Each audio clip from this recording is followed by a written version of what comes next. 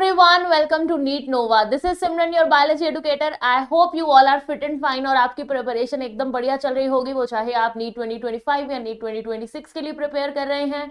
तो आज इस NCERT अनलॉक सीरीज में जो वन शॉट लेक्चर जिसमें हम लेके आते हैं आपके लिए, इस सीरीज में आज हम कवर करेंगे the chapter biomolecules from your class 11th biology का बायोमोलिक्यूल्स चैप्टर हम वन शॉट में NCERT लाइन टू लाइन बिल्कुल डिकोड करने वाले हैं। तो let's get started without any delay. तो सबसे पहले ये जान लेना इंपॉर्टेंट है कि बायोमोलिक्यूल्स जो वर्ड है उसका मतलब क्या है। So if I right biomolecules, तो यू कैन सी दैट कि ये जो वर्ड है वो दो वर्ड से मिलके बना हुआ है। The first word is bio and the second one is molecules. Bio means life. तो हमारे लाइफ, अब किस में लाइफ होती है? लिविंग ऑर्गेनिजम्स में, है ना, वही लिविंग है। तो लिविंग ऑर्गेनिज्म के अंदर जो भी मॉलिक्यूल्स हैं उनको हम बोलते हैं बायोमोलिक्यूल्स। तो हमारी बॉडी के अंदर जो भी मॉलिक्यूल्स होंगे या किसी भी प्लांट बॉडी के अंदर, किसी भी माइक्रोब की बॉडी के अंदर, उनको हम क्या बोलेंगे? बायोमोलिक्यूल्स। वो अमीनो एसिड्स हो सकते हैं, प्रोटीन्स हो सकते हैं, लिपिड्स, फैट्स, ये सब क्या है? बायोमोलिक्यूल्स है। तो इन्हीं को हम डिटेल में स्टडी करेंगे इन योर NCERT। उससे पहले एक छोटी सी बात, ऑफर की बात कर लेते हैं। तो एक सरप्राइज है, माइंड मैप्स गिव अवे। अगर आप नीट यूजी का कोई भी सब्सक्रिप्शन ले रहे हैं, any NEET UG subscription iconic pro का, तो आपको मिलेगा सब्सक्रिप्शन के साथ साथ फ्री माइंड मैप्स किट। तो आपके जितने भी बायोलॉजी के, केमिस्ट्री के, फिजिक्स के माइंड मैप्स होंगे वो आपको इस कॉम्बो पैक में मिलेंगे। And this is valid only till October 12। Validity is for limited period, October 12 तक है। और आप यूज कर सकते हैं code SN09 to get the maximum discount on this combo pack. इसके अलावा 50% डिस्काउंट तो चल ही रहा है फेस्टिव सीजन में। इसके साथ साथ आपको 2 मंथ्स का एक्सटेंशन भी मिल रहा है अपने नीट यूजी सब्सक्रिप्शंस पे। You will get flat 50% discount and plus 2 months का एक्सटेंशन बिल्कुल free if you use the code SN09 again. तो आप ये ऑफर अवेल कर सकते हैं, कोई भी नीट यूजी आप सब्सक्रिप्शन ले रहे हैं। आफ्टर दैट हमारी जो टीम टाइटन्स हैं, you know all these educators, they are the top educators. तो इनकी मेंटरशिप आपको मिलेगी अगर आप नीट 2025 एस्पिरेंट्स हैं। तो टीम टाइटन्स लेके आया है फिनिक्स मास्टर्स बैच, जो आप 4999 में अवेल कर सकते हैं bye using the code SN09। आपको ये कोड यूज करना है, you will get flat 50% discount. It is also for limited period, you should avail it as soon as possible. और अगर आप नीट 2026 एस्पिरेंट्स हैं तो भी टीम टाइटन्स आपके लिए लेके आई है एक प्यारा सा बैच जिसमें आपको 500 प्लस लेक्चर्स, 20 प्लस टेस्ट होंगे। और ये इंग्लिश, इसका मोड ऑफ लेक्चर क्या होगा, लैंग्वेज ऑफ लेक्चर क्या होगा, इंग्लिश में रहेगा, हिंदी इंग्लिश कंबाइंड होगा।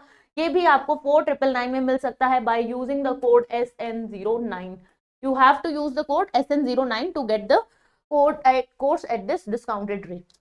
उसके बाद बात कर लेते हैं हम टेस्ट सीरीज की। तो all India test series Unacademy लेके आया है आपके लिए, जिसमें आपको up to 20 mock test top educators of Kota के द्वारा मिलेंगे। एंड अगर आप नीट यूजी मतलब क्लास 11th में हैं तो भी आपके लिए प्राइस 1999 है, which is very minimal price. अगर आप क्लास 12th में हैं तो भी सेम प्राइस, अगर आप ड्रॉपर हैं then also same price. Just you need to do is apply the code SN09 to get this test series at this discounted rate. तो चलो जी, ये तो बात हो गई कि आपकी पढ़ाई को कैसे हम अनअकैडमी थोड़ा हेल्प कर रही है, आपके लिए क्या ऑफर है, क्या बैचेस हैं। अब हम अपना चैप्टर शुरू करते हैं। बायोमोलिक्यूल्स का मतलब, as I told you, bio plus molecules. Living organisms के अंदर जो भी मॉलिक्यूल्स हैं उनको बोलेंगे बायोमोलिक्यूल्स। लाइन बाय लाइन पढ़ते हैं। There is a wide diversity in living organism in our biosphere। हमारा जो बायोस्फेयर है उसमें लिविंग ऑर्गेनिजम्स की बहुत सारी वैरायटी, अभी पिछले चैप्टर्स में हम यही पढ़ते रहे हैं ना। कोई यूनिसेलुलर है, मल्टीसेलुलर है, प्रोकैरियोट है, यूकैरियोट है, प्लांट्स हैं, एनिमल्स हैं, माइक्रोब्स हैं, बहुत ही वैरायटी है हमारे बायोस्फेयर के अंदर। Now a question that arises in our mind is, are all living organism made of same chemicals? हमने बोल दिया कि सब लिविंग हैं और लिविंग के अंदर जो मॉलिक्यूल्स हैं, केमिकल्स हैं, उनको बायोमोलिक्यूल्स बोल दिया। क्या ये केमिकल्स हर एक लिविंग ऑर्गेनिज्म की बॉडी में सेम है? जो मेरी बॉडी में है क्या वही एक प्लांट की बॉडी में है? तो ये क्वेश्चन जो है वो अराइज होता है यहाँ से। That is elements and compounds. मतलब केमिकल्स का मतलब क्या है यहाँ पे? Elements and compounds. You have learned in chemistry, how elemental analysis is performed. अब हमने केमिस्ट्री में ये पढ़ा हुआ है कि एलिमेंट्स का एनालिसिस कैसे होता है, हम सॉल्ट एनालिसिस करते हैं, तो ये सब डिफरेंट डिफरेंट टेक्निक्स होती हैं, प्रोसेसेस होते हैं जिससे हम एलिमेंट्स को एनालाइज करते हैं कि कौन सा एलिमेंट्स प्रेजेंट है, कुछ टेस्ट होते हैं। If we perform such an analysis on plant tissue, animal tissue or a microbial paste, we obtain list of elements like carbon, hydrogen, oxygen and several others and their respective content per unit mass of living tissue। तो अगर यही analysis जो chemical analysis है वो हम एक living organism पे करें, लिविंग टिश्यू पे करें, कोई भी प्लांट टिश्यू है, एनिमल टिश्यू है या फिर माइक्रोबियल पेस्ट है, तो हमें कुछ लिस्ट ऑफ एलिमेंट्स मिलेगा जिसमें कार्बन, हाइड्रोजन, ऑक्सीजन जैसे कई और एलिमेंट्स हमें देखने को मिलेंगे। If the same analysis is performed on a piece of Earth's crust as an example of non-living matter, अब ये तो हमने किया लिविंग मैटर के लिए है ना, कि लिविंग टिश्यू ले लिया। अगर हमें सेम एक्सपेरिमेंट जो है वो नॉन लिविंग पे करना हो, तो हम अर्थ की जो टॉप मोस्ट लेयर है जहां पे सॉइल भी प्रेजेंट है, क्रस्ट जिसको बोलते हैं, उसका एक पीस लेंगे और उस पे ये एलिमेंटल एनालिसिस करेंगे कि उसमें कौन से एलिमेंट्स प्रेजेंट हैं। तो हमें क्या मिलेगा, we obtain a similar list, एक सेम टाइप ऑफ लिस्ट हमें मिल जाएगी। What are the differences between the two list? अब अगर यहाँ बोला गया है कि लिविंग में भी सेम एलिमेंट्स हैं और नॉन लिविंग जो सॉइल है उसमें भी सेम एलिमेंट्स हैं, तो फिर फर्क क्या है हमें और नॉन लिविंग में? In absolute terms no such differences can be made out. Absolute term का मतलब है कि अगर मैं बात करूं टाइप ऑफ एलिमेंट्स में कि हाँ कार्बन भी प्रेजेंट है, हाइड्रोजन भी, तो वो टाइप ऑफ एलिमेंट सेम रहेगा। All the elements present in a sample of earth crust are also present in a sample of living tissue। तो मतलब जो भी जिस भी टाइप का एलिमेंट अर्थ की क्रस्ट में प्रेजेंट है वही सेम टाइप का एलिमेंट जो है वो लिविंग टिश्यू के अंदर भी प्रेजेंट है। However, a closer examination reveals that the relative abundance of carbon and hydrogen with respect to other elements is higher in any living organism than in the Earth's crust। पर अगर हम quantity की बात करें कि किस living tissue में किसी एलिमेंट की क्वांटिटी ज्यादा है या कम है नॉन लिविंग के कंपैरेटिवली, तो क्वांटिटी में फर्क है। उसमें क्या बोला गया कि हाइड्रोजन और कार्बन जैसे जो एलिमेंट हैं उनकी क्वांटिटी लिविंग टिश्यू में ज्यादा मिलती है as compare to non living जैसे कि अर्थ की क्रस्ट। चलिए अब क्या बोला कि एनालाइज कैसे करना है इस केमिकल कॉम्पोजिशन को, हमने कैसे एनालाइज करेंगे कि किसी भी ऑर्गेनिज्म में लिविंग है या नॉन लिविंग है उसकी केमिकल कॉम्पोजिशन क्या है। We can continue asking in the same way what type of organic compounds are found in living organism.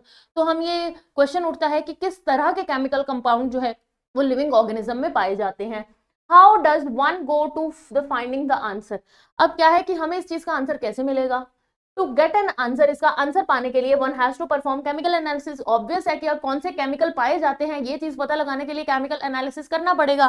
ठीक है, we can take any living tissue, a vegetable और a piece of liver etcetera. कोई भी living tissue, चाहे वो आप plant tissue ले लीजिए, वेजिटेबल पीस ले लीजिए, या फिर एनिमल टिश्यू लेना है तो लिवर का पीस या किसी भी ऑर्गन का आप ले सकते हैं टिश्यू।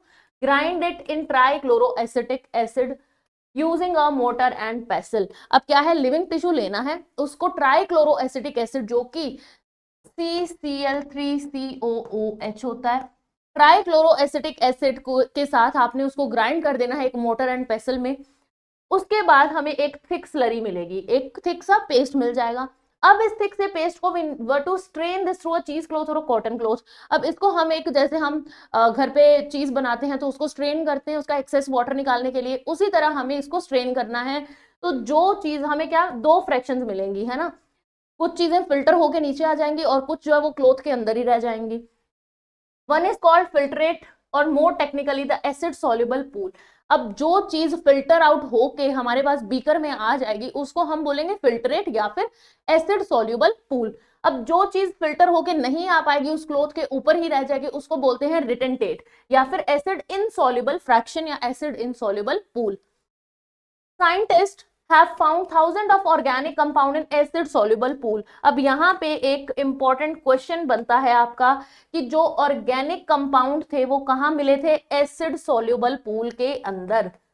ठीक है, this is something important to note कि organic compounds हमें कहाँ मिले, acid soluble pool के अंदर मिले, जो filtrate था हमारे पास उसमें मिले। Okay, in higher classes You will learn about how to analyze the living tissue sample and identify a particular organic compound. अब हम जब हायर क्लासेस में केमिस्ट्री आप पढ़ोगे, बायोकेमिस्ट्री वगैरह पढ़ोगे, तो आपको ये पता लगेगा कि प्रॉपर्ली केमिकल एनालिसिस कैसे करना है, एक लिविंग टिश्यू का सैंपल कैसे लिया जाता है, उस पर एनालिसिस कैसे, जो प्रोसीजर है वो आपको हायर क्लासेस में पता लगेगा, जब आप मास्टर्स वगैरह जो बच्चे करते हैं उनके लिए है ये. It will suffice to say here that one extract the compounds, then subject the extract to various separation techniques till one has separated a compound from all other compounds. तो इसमें क्या है, जैसे हम बेटा टेक्निक्स करते हैं ना फिल्ट्रेशन, कि किसी एक चीज को सेपरेट करने के लिए, बस उसी तरह से कंपाउंड एनालिसिस, एलिमेंटल एनालिसिस के लिए भी यही किया जाता है. कुछ टेक्निक्स लगाई जाती हैं, कुछ प्रोसीजर्स किए जाते हैं, सेपरेशन मेथड्स लगाए जाते हैं, जिससे और उनको तब तक परफॉर्म किया जाता है जब तक एक जो कंपाउंड है वो बाकी मटेरियल से सेपरेट ना हो जाए. इन other words, one isolate and purifies the compound. इसको और शब्दों में कह सकते हैं कि आइसोलेट का मतलब होता है सेपरेट करना और फिर उसको प्यूरिफाई करना. Analytical techniques when applied to the compound give us an idea of molecular formula and the probable structure of the compound. जब हम एनालिसिस करते हैं तो हमें आइडिया लग जाता है कि कौन सा कंपाउंड होगा, उसका फॉर्मूला क्या हो सकता है, उसका स्ट्रक्चर क्या हो सकता है. All the carbon compounds that we get from the living tissue can be called as biomolecules. Important to note, कौन से कंपाउंड्स को बायोमोलिक्यूल्स बोलेंगे, जिसमें कार्बन प्रेजेंट होगी. ठीक है, carbon containing compounds present in the living tissues are known as biomolecules. तो ये आपका एक क्वेश्चन बनता है. अच्छा, यहाँ पे एक टेबल दिया हुआ है जिसमें जो अर्थ क्रस्ट और ह्यूमन बॉडी के अंदर ये जो एलिमेंट्स हैं इनकी अमाउंट को कंपेयर किया गया है. तो यहाँ देखा जाए, ह्यूमन बॉडी के अंदर सबसे ज्यादा अमाउंट में हमारे पास प्रेजेंट है यहाँ ऑक्सीजन. ठीक है, और अगर आपको पूछा जाए क्वेश्चन की अर्थ की क्रस्ट में क्या ऐसी चीज है जो बहुत कम अमाउंट में प्रेजेंट है, देन इट इज नाइट्रोजन. कौन सी ऐसी चीज है जो ह्यूमन बॉडी में प्रेजेंट है नेग्लिजिबल अमाउंट में, तो वो आंसर आएगा आपका सिलिकॉन. तो ये टेबल आपकी एनसीईआरटी में दिया हुआ है, आप इसको एक बार गो थ्रू कर लीजिए. इसमें बस आपको यही याद रखना है कि कौन सी चीज किस अमाउंट में प्रेजेंट है. ओके, नेक्स्ट बात करते हैं. However, living organism have also got inorganic elements. अब हमने ये तो बोला कि ऑर्गेनिक कंपाउंड्स होते हैं, बट कुछ इनऑर्गेनिक चीजें भी होती हैं, इनऑर्गेनिक कंपाउंड्स होते हैं. How do we know this? अब इनका एनालिसिस कैसे करें? तो इसके लिए कुछ स्लाइटली डिफरेंट बट डिस्ट्रक्टिव, एक खतरनाक एक्सपेरिमेंट करना पड़ेगा. उसके लिए क्या करना है, one weighs a small amount of living tissue, say a leaf और liver, and this is called a wet weight. अब क्या है, कोई भी लिविंग टिश्यू लिया जाएगा, चाहे वो लीफ है, चाहे वो लिवर टिश्यू है, कोई भी टिश्यू ले लिया जो लिविंग है, उसका वेट करेंगे. अब उसके अंदर मॉइस्चर प्रेजेंट है, हमने उसको सुखाया, उसको इवेपोरेट तो नहीं किया, मॉइस्चर प्रेजेंट है, वाटर प्रेजेंट है, तो उसको बोलेंगे वेट वेट. जिसमें अभी मॉइस्चर है वो क्या होगा आपका wet weight. And then dry it, फिर उसको सुखा लिया जाएगा. ऑल द वाटर इवेपोरेट्स, अब उसको सुखाएंगे, हीट करेंगे, उसमें से वाटर इवेपोरेट हो जाएगा. The remaining material gives us the dry weight, फिर हमें क्या मिल जाएगा, उसका dry weight. Now if the tissue is fully burned, अब अगर टिश्यू को जब हम ड्राई करने के बाद उसको कंप्लीटली बर्न कर दे तो हमें क्या मिलेगा, all the carbon compounds are oxidised to gaseous form. तो जितने भी उसके कार्बन कंपाउंड्स होंगे वो तो ऑक्सीडाइज हो जाएंगे और गैसेस की फॉर्म में निकल जाएंगे. कार्बन डाइऑक्साइड और वाटर जो है, वाटर वेपर तो निकल जाएंगे इवेपोरेशन के साथ. एंड आर रिमूव्ड, और ये कार्बन डाइऑक्साइड और वाटर तो रिमूव हो गए. What is remaining is called ash. जो रह जाएगा उसको बर्न करने के बाद, जिसमें से कार्बन डाइऑक्साइड हाइड्रोजन निकल चुके हैं, उनको हम बोलेंगे एश, यानी राख जिसको बोलते हैं. This ash contains inorganic elements like calcium, magnesium etcetera. तो ये जो एश रह जाती है उसमें क्या मिलते हैं हमें, इनऑर्गेनिक एलिमेंट्स. अब inorganic compounds like sulphate, phosphate etcetera are also seen in acid soluble fraction. जो हमारी एसिड सॉल्युबल फ्रैक्शन थी, जो फिल्ट्रेट था, उसमें भी हमें कुछ इनऑर्गेनिक सब्सटेंसेस मिलती हैं, जैसे कि sulphate, phosphate etcetera. Therefore elemental analysis gives elemental composition of living tissue in the form of hydrogen, oxygen, chlorine, carbon etcetera. तो जब हम एलिमेंटल एनालिसिस करते हैं कि कौन से एलिमेंट्स प्रेजेंट हैं, तो हमें पता लगता है कि लिविंग टिश्यू के अंदर हाइड्रोजन, ऑक्सीजन, क्लोरीन, कार्बन जैसे एलिमेंट्स जो हैं वो प्रेजेंट हैं. While analysis of compounds gives an idea of kind of organic and inorganic constituents. जब हम compounds का analysis, अब elements का analysis किया तो हमें elements के बारे में पता चला. compounds का analysis करेंगे तो हमें पता चलेगा कि कौन से compounds present हैं. ठीक है, compounds की बात करें तो From a chemistry point of view, one can identify functional groups like aldehyde, ketones, aromatic compounds, etc. अब inorganic compound, organic compound के अलावा भी अगर हम chemistry point of view से देखें तो हमें इस analysis से फंक्शनल ग्रुप्स के बारे में भी पता लगता है। फंक्शनल ग्रुप्स जैसे कि एल्डिहाइड्स, कीटोन्स, एरोमेटिक कंपाउंड्स, ये बेंजीन रिंग वगैरह प्रेजेंट है, एल्डिहाइड ग्रुप है, कीटोन ग्रुप है, कौन सा ग्रुप है वो भी पता लगता है। अब अगर हम बायोलॉजी के पॉइंट ऑफ व्यू से देखें तो हम इनको सिर्फ क्लासिफाई करेंगे amino acids, nucleotide basis, fatty acid etcetera. ये जो बायोमोलिक्यूल्स है, ये सारे जो कंपाउंड है, कुछ भी है, इसको बायोलॉजी के पॉइंट ऑफ व्यू से हम अमीनो एसिड, न्यूक्लियोटाइड्स एंड इनको फैटी एसिड्स में हम बाइफरकेट करेंगे, क्लासिफाई करेंगे। ओके, मूविंग अहेड, हमारे पास है एक लिस्ट जिसमें इनऑर्गेनिक कॉन्स्टिट्यूएंट दिए गए हैं लिविंग टिश्यू के। तो कंपोनेंट हमें पता ही है, इतना हमें केमिस्ट्री में थोड़ा बहुत पढ़ा होता है कि सोडियम Na पॉजिटिव होता है, potassium K positive, calcium is Ca2 positive, magnesium Mg2 positive, water को H2O लिखते हैं। और कंपाउंड्स की बात करें तो NaCl, calcium carbonate, phosphate and sulphates, PO43 negative and SO43 negative, these represent respectively phosphates and sulphates. चलिए जी, अब एक जितना हमने अभी पढ़ा है उसका एक क्रक्स देख लेते हैं कि क्या पढ़ा है। तो सबसे पहले हमने बोला कि हम लिविंग टिश्यू का एनालिसिस करेंगे, इसमें कैसे कंपाउंड्स हैं, कैसे ऑर्गेनिक हैं, कैसे इनऑर्गेनिक हैं। ऑर्गेनिक कंपाउंड्स को देखने के लिए, उसका एनालिसिस करने के लिए हमने क्या किया बेटा, हमने लिविंग टिश्यू का सैंपल लिया, उसको CCl3COOH जो ट्राइक्लोरोएसिटिक एसिड था उसके साथ हमने ग्राइंड किया, उसकी एक थिक स्लरी मिली हमें। उस स्लरी को हमने स्ट्रेन किया एक कॉटन क्लॉथ या चीज क्लॉथ में, तो हमें दो चीजें मिली, एक फिल्ट्रेट मिला, एक रिटेंटेड मिला। जो फिल्ट्रेट था उसको हमने बोला एसिड सॉल्यूबल पूल, और जो रिटेंटेड था उसको बोला हमने एसिड इनसॉल्यूबल पूल। ठीक है, इनऑर्गेनिक सब्सटेंसेस की एनालिसिस के लिए हमने लिविंग टिश्यू लिया। अब वो पहले उसका था वेट वेट, ठीक है, उसमें मॉइस्चर था, हमने उसको ड्राई किया, उसका ड्राई वेट निकाला, फिर उसको बर्न किया, एशेस बनी, और उस एश में थे इनऑर्गेनिक कंपाउंड्स। ठीक है जी, अब जो हमारा फिल्ट्रेट था या एसिड सॉल्युबल पूल था उसमें हमें मिलेंगे बायो माइक्रोमोलिक्यूल। ऑर्गेनिक जिसमें मिल रहे थे उसमें क्या मिलेंगे, बायो माइक्रोमोलिक्यूल्स। वो कौन से हैं, अमीनो एसिड हो सकते हैं, लिपिड्स हो सकते हैं, कार्बोहाइड्रेट्स हो सकते हैं, और नाइट्रोजीनस बेसिस हो सकते हैं। इनकी वन बाय वन हम स्टडी करेंगे। तो सबसे पहले अगर हम बात करें अमीनो एसिड्स के बारे में, तो अमीनो एसिड्स क्या है, ऑर्गेनिक कंपाउंड है, फिल्ट्रेट में प्रेजेंट थे, ऑर्गेनिक थे, कंटेनिंग एन अमीनो ग्रुप, जिनके पास क्या होता है। अब इसके ना एक पहले आपको क्रक्स दे देती हूँ, फिर थ्योरी पढ़ेंगे। चलो, अमीनो एसिड की हम बात कर रहे हैं तो ये हमें पता लग गया कि ऑर्गेनिक जो एसिड सॉल्युबल पूल था उसमें से बने ऑर्गेनिक कंपाउंड है ना। इसमें चार चीजें हमारे पास प्रेजेंट है, they are formed of 4 things. अब वो चार चीजें क्या हैं, सबसे पहले होता है इनके पास अमाइन ग्रुप, NH2 ग्रुप होगा इनके पास। देन एक एसिड ग्रुप होता है जैसे कि COOH, हाइड्रोजन ग्रुप अटैच होगा, और एक वेरिएबल अल्काइल ग्रुप होगा जो CH2 हो सकता है, हाइड्रोजन हो सकता है, CH3COH, कुछ भी हो सकता है, दिस इज वेरिएबल। अब ये जो अमाइन ग्रुप है और एसिड ग्रुप है, ये NH2 और COH, ये प्रेजेंट होते हैं हमारे पास सेम कार्बन पे। ठीक है, उस सेम कार्बन पे जब ये प्रेजेंट है उस कार्बन को बोलेंगे हम अल्फा कार्बन। और ऐसे अमीनो एसिड्स जिनके अल्फा कार्बन पे ये ग्रुप्स अटैच हैं, उस अमीनो एसिड्स को हम बोलते हैं अल्फा अमीनो एसिड। अब ये चारों चीजें कैसे स्ट्रक्चर में प्रेजेंट है, तो ये हमारे पास सेंटर में है कार्बन, अल्फा कार्बन, जिसके साथ ये आपका हाइड्रोजन ग्रुप लगा है। ठीक है, ये आपका एसिड ग्रुप लगा है COOH, ठीक है, कार्बोक्सिलिक एसिड ग्रुप।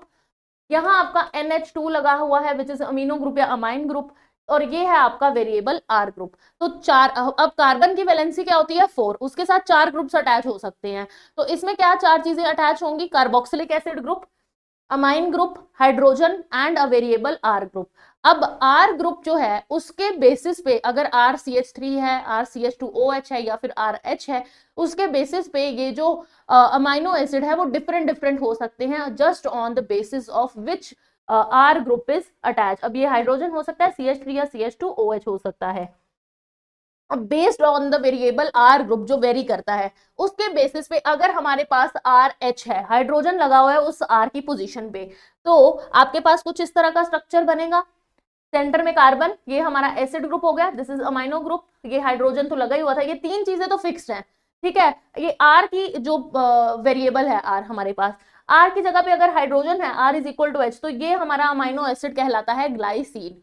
ठीक है। वहीं अगर R की पोजीशन पे मेरे पास CH3 प्रेजेंट है तो ये बन जाएगा अमीनो एसिड, इसका नाम है एलेनिन।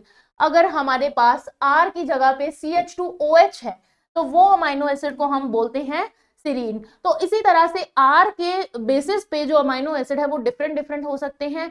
कौन सा R ग्रुप अटैच है उस बेसिस पे हमारे पास, ये हमने 3 एग्जाम्पल जो आपकी एनसीईआरटी में थी वो पढ़ी। ओके, अब थ्योरी पढ़ ले। ऑर्गेनिक कंपाउंड है जिसके अंदर क्या क्या प्रेजेंट है, अमीनो ग्रुप प्रेजेंट होगा, यानी कि आपका NH2 ग्रुप, ठीक है। उसके अलावा it has acidic group such as substituents on the same carbon that is alpha carbon. अब एसिडिक ग्रुप कौन सा है, वो होता है हमारे पास COOH ग्रुप, सेम कार्बन पे प्रेजेंट होंगे जो मैंने बताया, जिसको अल्फा कार्बन बोलते हैं। Hence they are called alpha amino acid, इसीलिए इनको बोला जाता है alpha amino acids. They are substituted methane. अब मीथेन बेटा हमारे पास होती है CH4, यानी कि मीथेन का अगर हम डायग्राम बनाएं तो वो कुछ इस तरह से ही होता है स्ट्रक्चर, C के साथ यानी कार्बन के साथ 4 हाइड्रोजन CH4। तो यही सेम डायग्राम सेम स्ट्रक्चर्स, ये भी तो ऐसे ही था, C के साथ यानी कार्बन के साथ 4 ग्रुप्स अटैच थे, वहां हाइड्रोजन थे, यहाँ 4 कुछ और हैं। तो मिथेन जो था उसी के ही हाइड्रोजन को सब्स्टिट्यूएट करके उसकी जगह पे कोई और ग्रुप आ गए, क्या ऐसा लग रहा है? तो बिल्कुल हाँ, ऐसा ही हमें लग रहा है स्ट्रक्चर को देख के। तो इसको हम बोल सकते हैं कि ये क्या है, सब्स्टिट्यूएटेड मीथेन है, कि मीथेन के अंदर ही कुछ उसकी के स्ट्रक्चर में कुछ सब्स्टिट्यूशन हुए और ये ग्रुप्स जो आके अटैच हो गए। There are 4 substituent group, 4 substituent group होते हैं जो 4 वैलेंसी पोजीशंस पे अटैच होते हैं। कार्बन की वैलेंसी मैंने बताया 4 है, 4 ग्रुप्स अटैच हो सकते हैं, तो 4 ही ग्रुप्स अटैच होंगे। वो ग्रुप्स कौन से हैं, hydrogen, carboxylic group, amino group and a variable group designated as R group. Variable R group होगा based on the nature of R group. अब आर ग्रुप कैसा है, there are many amino acids, तो मैंने यही बताया कि आर ग्रुप कैसा होगा उसी के बेसिस पे अमीनो एसिड जो है वो डिफरेंट डिफरेंट हो सकते हैं। However those which occur in proteins are only of 20 types. अब अमीनो एसिड का फंक्शन क्या है, ये मिलके अलग अलग अमीनो एसिड मिलके प्रोटीन्स बनाते हैं। प्रोटीन्स को बनाने वाले अमीनो एसिड्स की मात्रा की उनकी गिनती कितनी है, 20। सिर्फ 20 अमीनो एसिड्स ही हैं जो अलग अलग पैटर्न में अरेंज होके जुड़ के प्रोटीन्स बनाते हैं डिफरेंट डिफरेंट हमारी बॉडी में। तो there are 20 amino acids which are responsible for formation of proteins. अब बात करें अगर आर ग्रुप की, the R group in these proteinaceous amino acids could be hydrogen, the amino acid is called glycine. अगर hydrogen होगा R group तो उसको glycine बोलेंगे। मिथाइल ग्रुप यानी कि CH3 होगा तो उसको एलेनिन बोलेंगे। अगर हाइड्रोक्सी मिथाइल है, CH2OH है, तो उसको बोलेंगे हम serine. 3 of the 20 are shown in figure 9.1। अब आगे फिगर 9.1 स्टडी करेंगे। चलो थोड़ा आगे आएगी फिगर, उसको तब स्टडी करेंगे। हाँ, अब केमिकल और फिजिकल प्रॉपर्टीज की बात करें अगर अमीनो एसिड्स की, are essentially of the amino carboxyl and R functional group. अब हमारे पास हमें पता है कि कार्बोक्सिल ग्रुप भी लगा हुआ है, अमीनो ग्रुप भी लगा हुआ है, फंक्शनल ग्रुप एक आर जो वेरिएबल है वो भी अटैच्ड है, ठीक है। इन्हीं तीनों की प्रॉपर्टीज के बेस पे ही किसी अमीनो एसिड की प्रॉपर्टीज को डिफाइन किया जाता है। ये तीनों जो है इनका बिहेवियर क्या होगा, मिलके यही इन्हीं पे डिपेंड करेगी कि किसी अमीनो एसिड की प्रॉपर्टी खुद वो कैसा बिहेव कर रहा है, ठीक है। Based on the number of amino and carboxyl group, there are acidic, basic and neutral amino acids. अब एसिडिक कौन से होंगे, जिनमें कार्बोक्सिलिक एसिड की अमाउंट जो है वो ज्यादा हो। बेसिक कौन से होंगे, जिनमें एसिड कम हो और NH2 जो अमीनो ग्रुप है वो हमारा ज्यादा हो। न्यूट्रल होंगे जिनमें ये दोनों ही सिमिलर अमाउंट्स में प्रेजेंट हो, ठीक है। तो एसिडिक की एग्जांपल है ग्लूटामिक एसिड, बेसिक की एग्जांपल है lysine and neutral amino acid की एग्जांपल है वेलिन। तो ये नाम है अमीनो एसिड्स के, हम यहाँ नोट कर लेते हैं। हमने क्या बात की कि एसिडिक हो सकता है, बेसिक हो सकते हैं और न्यूट्रल हो सकते हैं। एसिडिक में जो एसिड ग्रुप होगा CH2 उसकी कंसंट्रेशन ज्यादा होगी, अमाउंट ज्यादा होगी। जो हमारा NH2 ग्रुप है वो कम अमाउंट में प्रेजेंट होगा। और इसकी एग्जाम्पल क्या है हमारे पास, ग्लूटामिक एसिड, नाम से ही पता लग रहा है ग्लूटामिक एसिड। बेसिक की बात करें तो इसमें COOH जो है वो कम होगा, NH2 जो है वो ज्यादा होगा। और इसकी एग्जाम्पल क्या दी हुई है, लाइसिन, ठीक है। एग्जाम्पल जो बेसिक अमीनो एसिड की है वो है लाइसिन। न्यूट्रल की बात करें तो COOH is equal to NH2, मतलब एसिडिक और बेसिक ग्रुप्स जो है वो सेम अमाउंट में प्रेजेंट होंगे, और इसकी एग्जाम्पल है वेलिन। ठीक है, ओके, मूविंग अहेड। अब similarly there are aromatic amino acids, tyrosine, phenyl alanine, tryptophan. अब ये तीन जो अमीनो एसिड्स हैं, tyrosine, phenyl alanine and tryptophan, ये हमारे पास क्या है, एरोमेटिक। एरोमेटिक कंपाउंड कौन से होते हैं, एरोमेटिक वो होते हैं जिनमें बेंजीन रिंग प्रेजेंट हो। ठीक है, कुछ रिंग लाइक स्ट्रक्चर्स प्रेजेंट हो जैसे कि बेंजीन, वो होते हैं एरोमेटिक। एग्जांपल्स क्या आई हैं हमारे पास, tryptophan,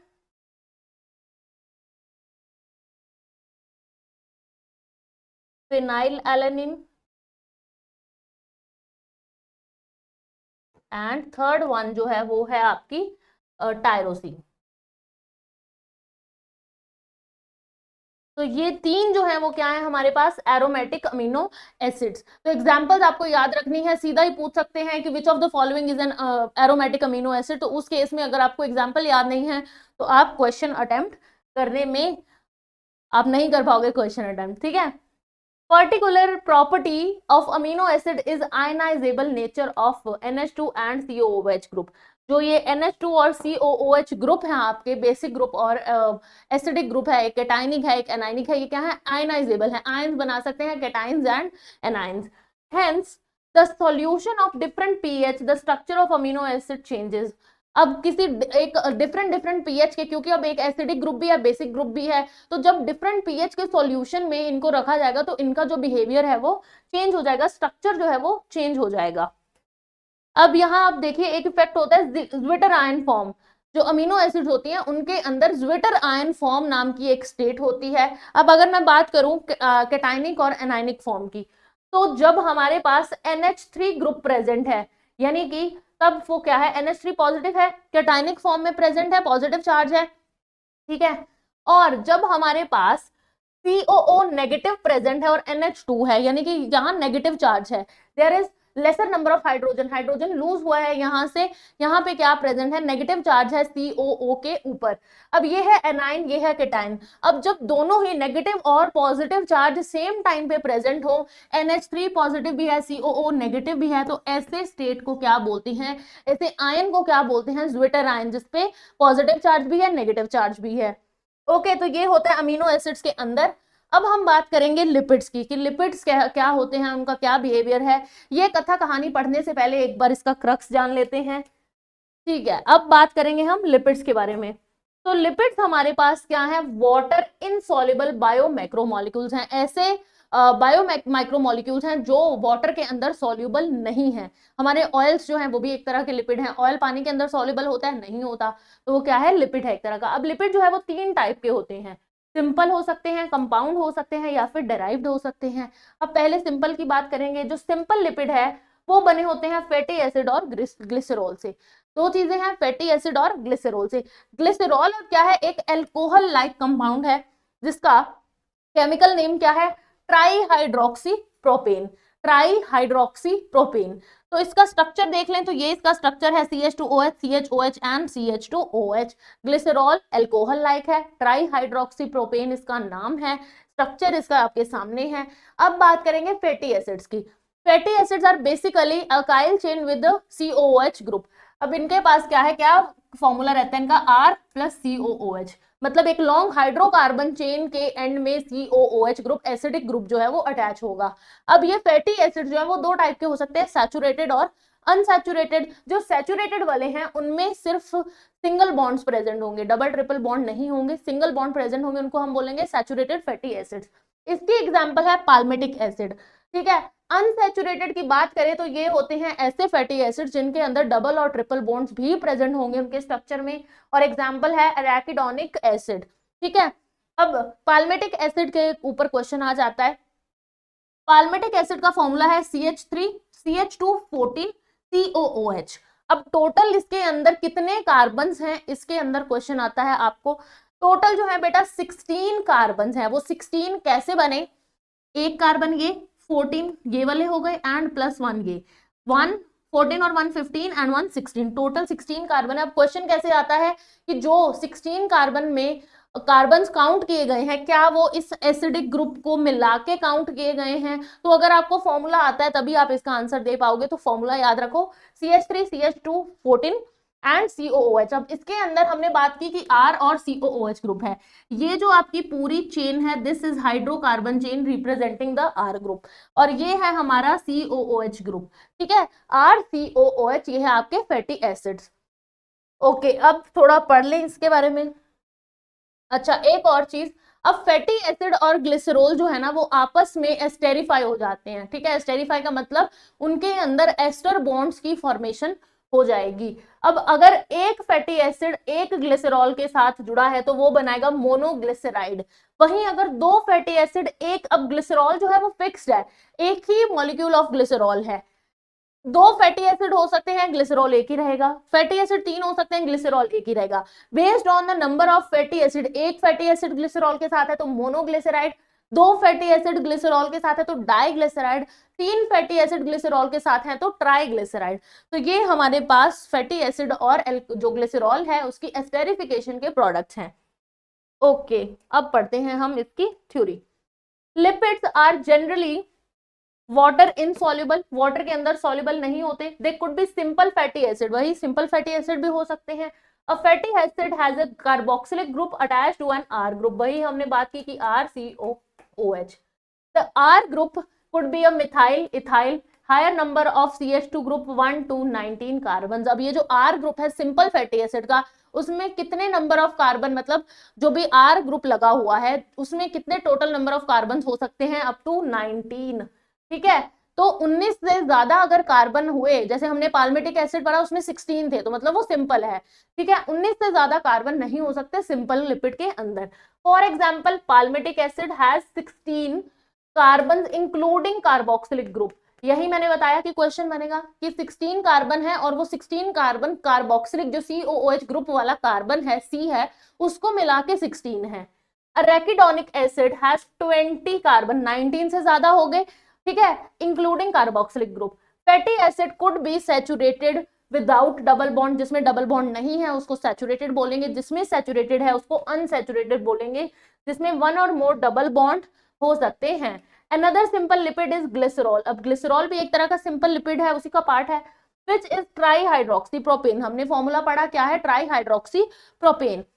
Many lipids have both glycerol and fatty acid. Here the fatty acids are found esterified with glycerol. अब बहुत सारे जो लिपिड्स हैं उनमें क्या होता है कि ग्लिसरॉल और फैटी एसिड जो है वो एस्टेरिफाइड फॉर्म में प्रेजेंट हैं, मतलब उनकी एस्टेरिफिकेशन हो जाती है। They can be then monoglyceride, diglyceride and triglyceride. ये भी हमने पढ़ लिया था कि एक फैटी एसिड अगर ग्लिसरॉल के साथ है तो मोनो, दो फैटी एसिड एक ग्लिसरॉल के साथ है तो डाइग्लिसराइड, तीन fatty acid plus one glycerol is triglyceride. There are all these are also called fats and oils. अब ये जो हमारे पास बनेंगे, अब दीज का मतलब क्या है, triglycerides. These are also called fats and oils based on the melting point. अब मेल्टिंग पॉइंट के आधार पे इनको फैट्स या ऑयल्स भी बोल दिया जाता है। ऑयल्स जो है they have lower melting point. Example is gingelly oil.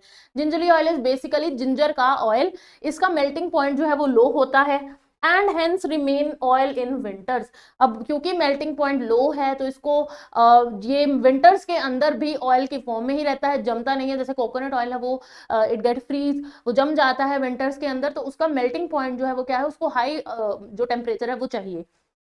Can you identify a fat from the market? Some lipids have phosphorus and phosphorylated organic compound in them. अब कुछ जो लिपिड्स हैं उनके स्ट्रक्चर में फॉस्फोरस या फिर फॉस्फोराइलेटेड ऑर्गेनिक कंपाउंड्स हो सकते हैं। These are called phospholipids. अब जिस लिपिड के स्ट्रक्चर में फॉस्फोरस या फॉस्फोरस का कोई कंपाउंड प्रेजेंट हो उसको हम बोलेंगे phospholipid. They are found in cell membrane. Cell की जो मेम्ब्रेन है, प्लाज्मा मेम्ब्रेन है, उसमें फॉस्फोलिपिड प्रेजेंट होते हैं। लेसिथिन इज वन एग्जाम्पल, जो लेसिथिन है वो एक एग्जाम्पल है इसकी। Some tissues specially neural tissue have lipids with more complex structure.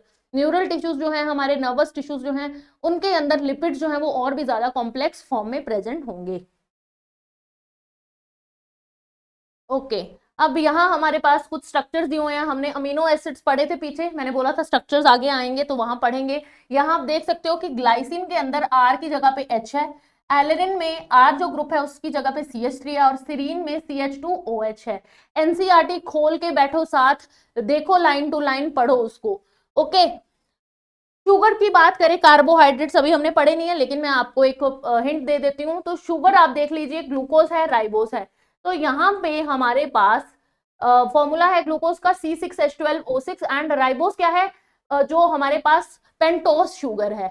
आप देख सकते हैं कि पेंटागोनल फॉर्म में है पेंटोस शुगर।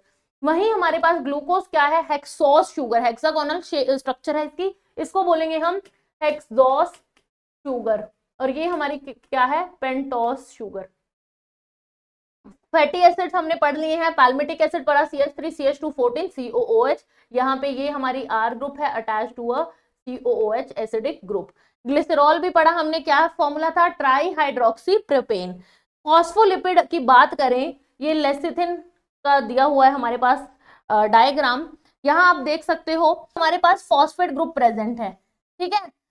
फॉस्फेट ग्रुप जहां प्रेजेंट है उसको बोलेंगे फॉस्फोलिपिड्स, और इसकी एग्जांपल हमने पढ़ी लेसिथिन। और नेक्स्ट आते हैं triglycerides, R1 R2 R3 represent fatty acid. अब ट्राइग्लिसराइड्स में क्या पढ़ा था हमने कि 3 फैटी एसिड होंगे, 1 ग्लिसरॉल होगा। तो ये 1 ग्लिसरॉल है जिसके साथ ये R1 R2 R3 यानी कि 3 fatty acids attach to 1 glycerol, तो ये क्या है, ट्राइग्लिसराइड। कोलेस्ट्रॉल का डायग्राम दिया हुआ है। कोलेस्ट्रॉल एक डेराइव्ड लिपिड होता है, ठीक है, ये भी हमारी बॉडी में प्रेजेंट होता है and it is important also. आगे हम बात करेंगे नाइट्रोजनस बेसिस की। Living organism have number of carbon compounds in which heterocyclic rings can be found. अब रिंग लाइक स्ट्रक्चर्स प्रेजेंट होंगे, हेट्रोसाइक्लिक होंगे इनमें, ठीक है। Some of these are nitrogenous bases, adenine, guanine, cytosine, uracil and thymine. तो 5 nitrogenous bases के, अब जिनके अंदर नाइट्रोजनस कंपाउंड प्रेजेंट है वो नाइट्रोजनस बेसिस हैं, ठीक है। एक बार एक ये सिंपल डेफिनेशन लेके चलते हैं। 5 हमारे पास ऐसे नाइट्रोजनस बेसिस हैं, adenine, guanine, cytosine, uracil and thymine.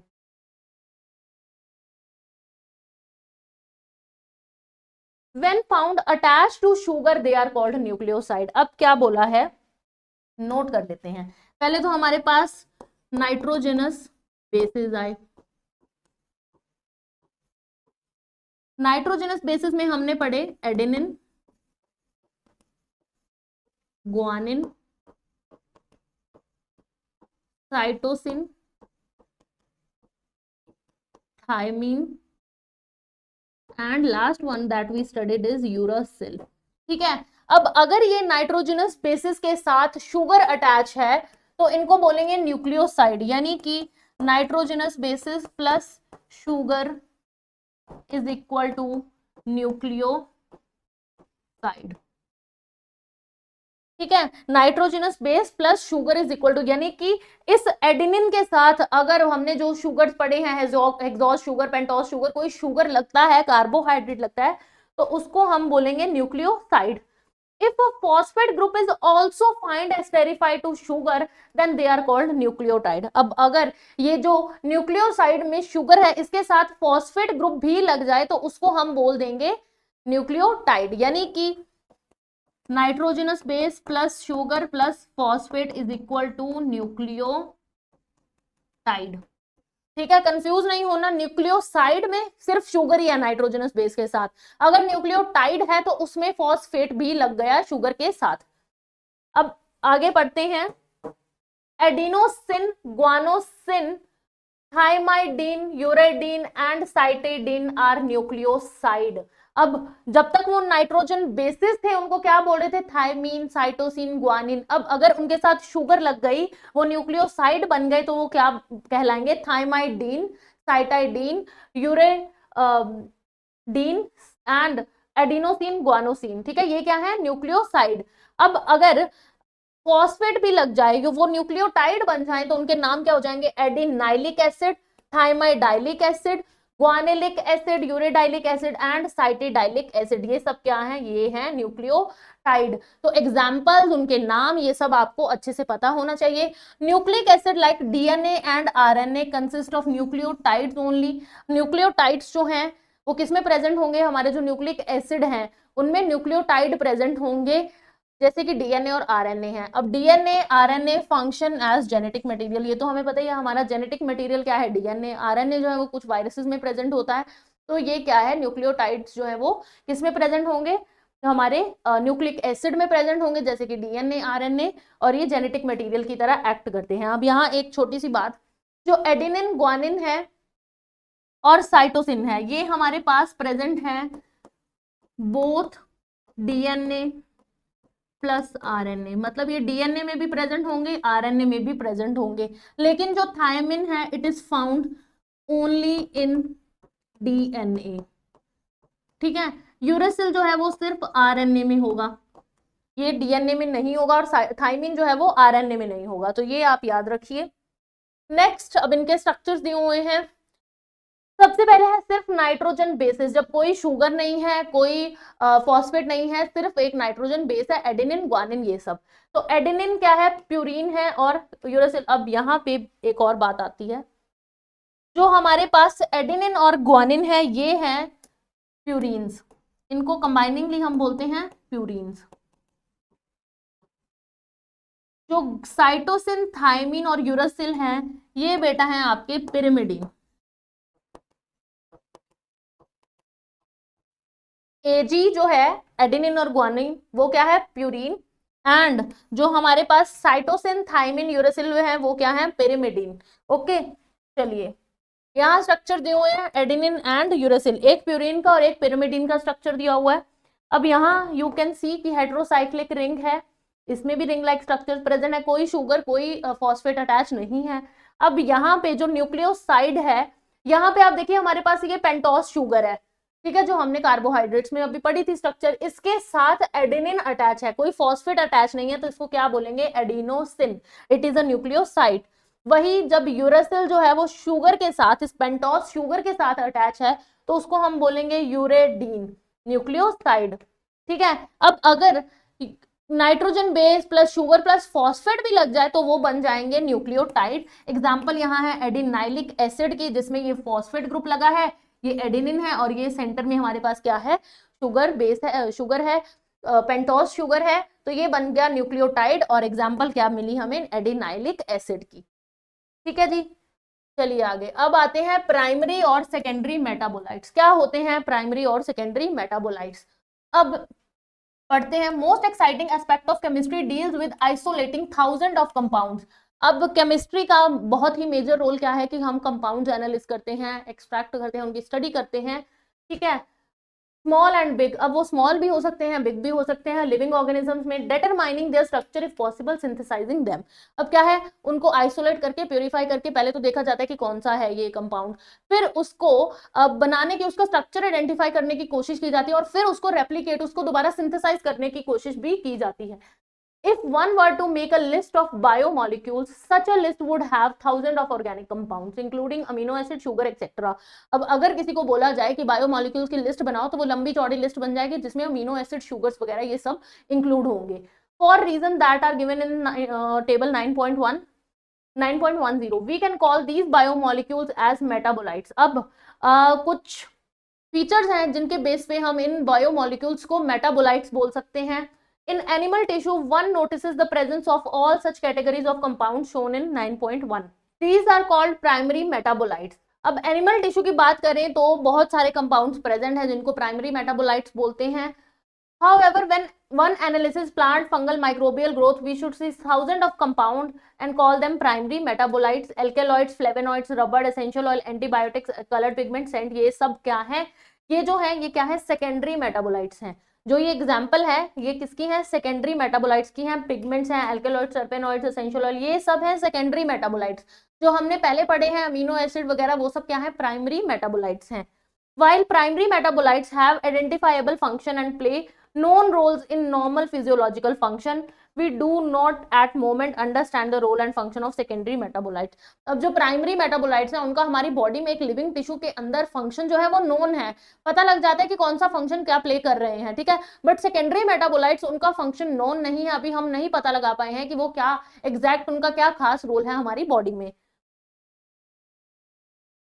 In host organism, however many of them are useful to human welfare. अब ये ह्यूमन वेलफेयर में वैसे जरूरी है, ड्रग्स की फॉर्म में कह सकते हैं हम, स्पाइसेस की फॉर्म में, सेंट्स की फॉर्म में, कुछ पिगमेंट्स की फॉर्म में है। Some secondary metabolites have ecological importance, जो हम लेटर चैप्टर्स में पढ़ेंगे। इनकी इकोलॉजिकल वैल्यू क्या है वो हम आगे जब आपका इकोलॉजी वाला चैप्टर आएगा उसमें पढ़ेंगे। अब पहले हमने पढ़े बायो माइक्रोमोलिक्यूल, जिसमें हमने क्या क्या पढ़ा, न्यूक्लिक बेसिस पढ़े, नाइट्रोजनस बेसिस पढ़े, लिपिड्स पढ़े और अमीनो एसिड्स पढ़े। अब हम पढ़ेंगे बायो मैक्रोमोलिक्यूल्स। ठीक है, मैक्रोमोलिक्यूल्स जो हैं, there is one common feature common to all compounds found in the acid soluble pool. अब जो एसिड सॉल्युबल पूल में जितने भी कंपाउंड्स हमें मिले उनका एक कॉमन फीचर था, they have molecular weight of ranging 18 to around 800 daltons. उनका जो मॉलिक्यूलर वेट था वो कितना था, 18 से लेके 800 डाल्टन्स तक था। अब एसिड इनसॉल्युबल पूल में जो हमारे पास प्रेजेंट थे, that have only 4 type of organic compounds, proteins, nucleic acid, polysaccharides and lipids। अब जो पहले हमने पढ़े एसिड सॉल्युबल पूल वाले, ठीक है, अब एसिड इनसॉल्युबल पूल वाले पढ़ेंगे, जिसमें हम 4 चीजें पढ़ेंगे, proteins, nucleic acid, polysaccharides and lipids. अब लिपिड्स तो हमने पहले भी पढ़े, तो लिपिड्स इसके अंदर क्यों इंक्लूड किए गए हैं? माइक्रोमोलिक्यूल्स में भी लिपिड पढ़े और मैक्रो में भी लिपिड पढ़ रहे हैं, व्हाई इज दिस सो? ये हम आगे अभी देखेंगे। These classes of compounds with the exception of lipids is exception, have molecular weight in range of 10,000 daltons and above। अब lipids के अलावा जो ये बाकी सारे हैं उनका molecular weight जो है वो 10,000 daltons के अराउंड है या उससे above है। For this very reason, biomolecules, that is chemical compounds found in living organisms, are of two types. One, those which have have molecular weight less than 1000 dalton and usually refer to as micromolecules। अब दो categories में divide किया गया है biomolecules को, वो micromolecules हो सकते हैं या मैक्रो हो सकते हैं। जो माइक्रो वाले हैं उनका मॉलिक्यूलर वेट कितना है, यूजुअली लेस देन 1000 डाल्टन, और उनको क्या बोलेंगे, माइक्रोमोलिक्यूल और simply biomolecules, while those which are found in acid insoluble fraction are called macromolecules और biomacromolecules, क्योंकि उनका वेट जो है वो 1000 डाल्टन से ज्यादा हो जाता है, इसीलिए उनको बोलते हैं macromolecules. The molecules in insoluble fraction, जो एसिड इनसॉल्युबल पूल में हमें मॉलिक्यूल्स मिले with the exception of lipids are polymeric. अब बाकी सारे क्या है, पॉलीमेरिक हैं, वो कुछ ना कुछ पॉलीमर से, जैसे कि हम बोले पॉलीसेकेराइड्स हैं, वो भी शुगर पॉलीमर्स हैं, मोनोसेकेराइड्स की चेन से पॉलीसेकेराइड्स बनते हैं। प्रोटीन्स की बात करूं तो वो भी अमीनो एसिड का पॉलीमर ही है, एक तरह से different different amino acid combine होकर लिपिड्स बनाते, प्रोटीन्स बनाएंगे। पर लिपिड्स जो है उनका एज सच कोई मोनोमर नहीं है, वो पॉलीमेरिक नहीं है। Then why do lipids whose molecular weight doesn't exceed 800 Dalton come under acid insoluble fraction? तो लिपिड्स को, जबकि उनका मॉलिक्यूलर वेट भी कम है, वो पॉलीमेरिक भी नहीं है, तो उनको क्यों इस कैटेगरी में रखा गया, मैक्रोमोलिक्यूल्स क्यों बोला गया, एसिड इनसॉल्युबल पूल में क्यों रखा गया? That is macromolecular fraction. तो उनको मैक्रोमोलिक्यूल क्यों बोला गया?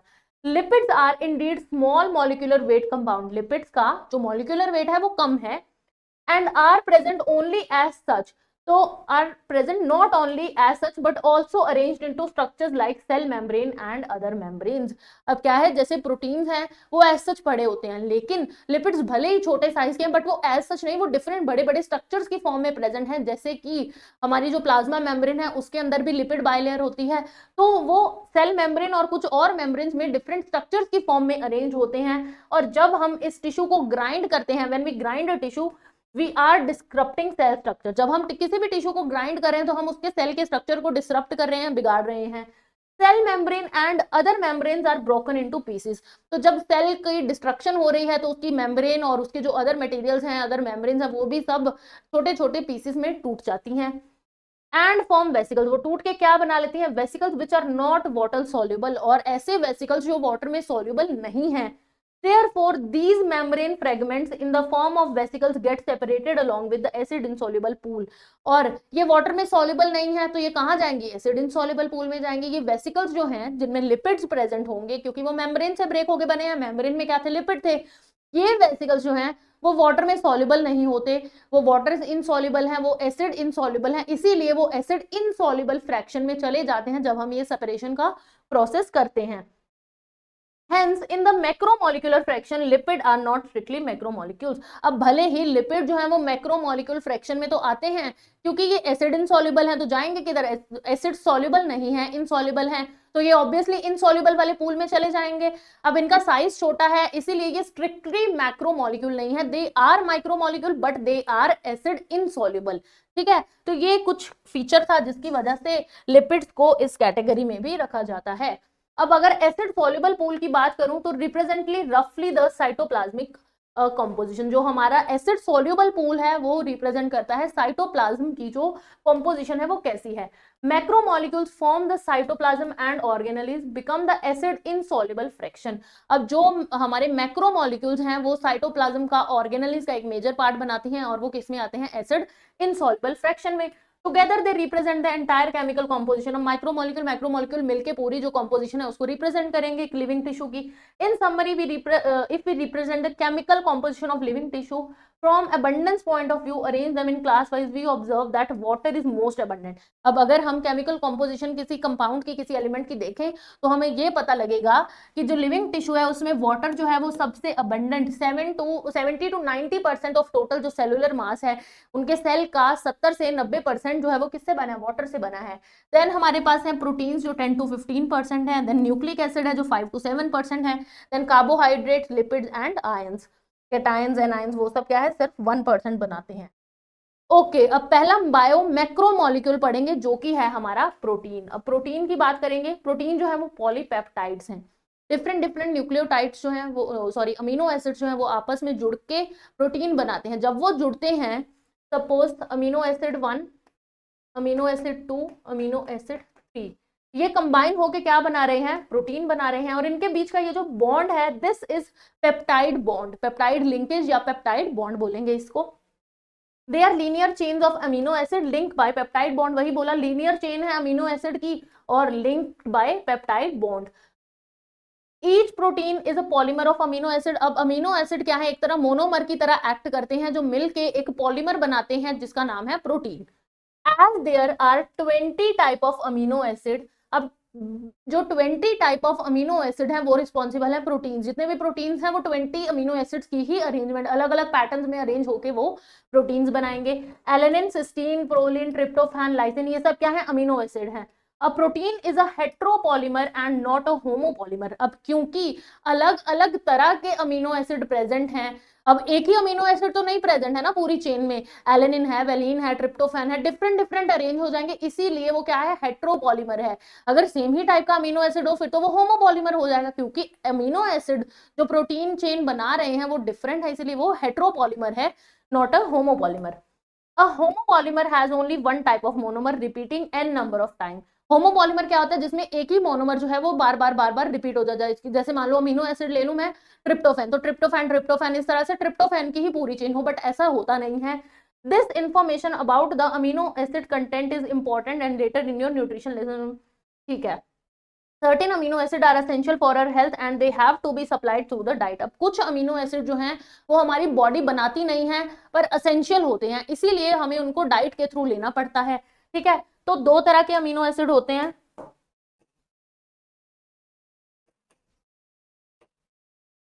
Two types of amino acids, one is essential and the second one is non essential। अब essential वाले जो हैं वो हमें अपनी डाइट के साथ लेने पड़ते हैं, they need to be taken with a diet। और ये जो नॉन एसेंशियल है ये हमारी खुद की बॉडी बना लेती है, they are synthesized in our body, तो इनको बाहर से डाइट के थ्रू लेने की जरूरत नहीं पड़ती। ठीक है, okay, Hence dietary proteins are source of essential amino acid. तो यानी कि जो हम डाइट में प्रोटीन्स खा रहे हैं ना वो एक तरह से हमें एसेंशियल अमीनो एसिड्स ही दे रहे हैं। Therefore amino acids can be essential, non essential, दो तरह के हो सकते हैं, essential, non essential. The latter are those which are body can make. जो नॉन एसेंशियल है वो ऐसे अमीनो एसिड हैं जो हमारी खुद की बॉडी बना सकती है, while we get essential amino acid through our diet और फूड। जो एसेंशियल वाले हैं वो हम अपनी डाइट के साथ और या फिर फूड के साथ लेते हैं, नॉन एसेंशियल हमारी बॉडी खुद बना सकती है, सिंथेसाइज कर सकती है। चलिए जी, आगे क्या कहा है, protein carry out many function, proteins जो है वो बहुत फंक्शंस प्ले करते हैं, रोल प्ले करते हैं एक लिविंग ऑर्गेनिज्म के अंदर, such as transport nutrient across cell membrane. अब जो सेल मेम्ब्रेन है वो भले ही लिपिड बाइलेयर है, लिपिड जो है वो बाइलेयर की फॉर्म में अरेंज है, बट उनके अंदर प्रोटीन्स भी कहीं कहीं प्रेजेंट हैं, जिनको हम चैनल प्रोटीन्स भी बोल देते हैं। वो क्या करते हैं, मेम्ब्रेन की एक साइड से न्यूट्रिएंट्स को, आयंस को दूसरी साइड जो है वो ट्रांसपोर्ट करते हैं। तो ये फंक्शन भी किसका है, प्रोटीन्स का है।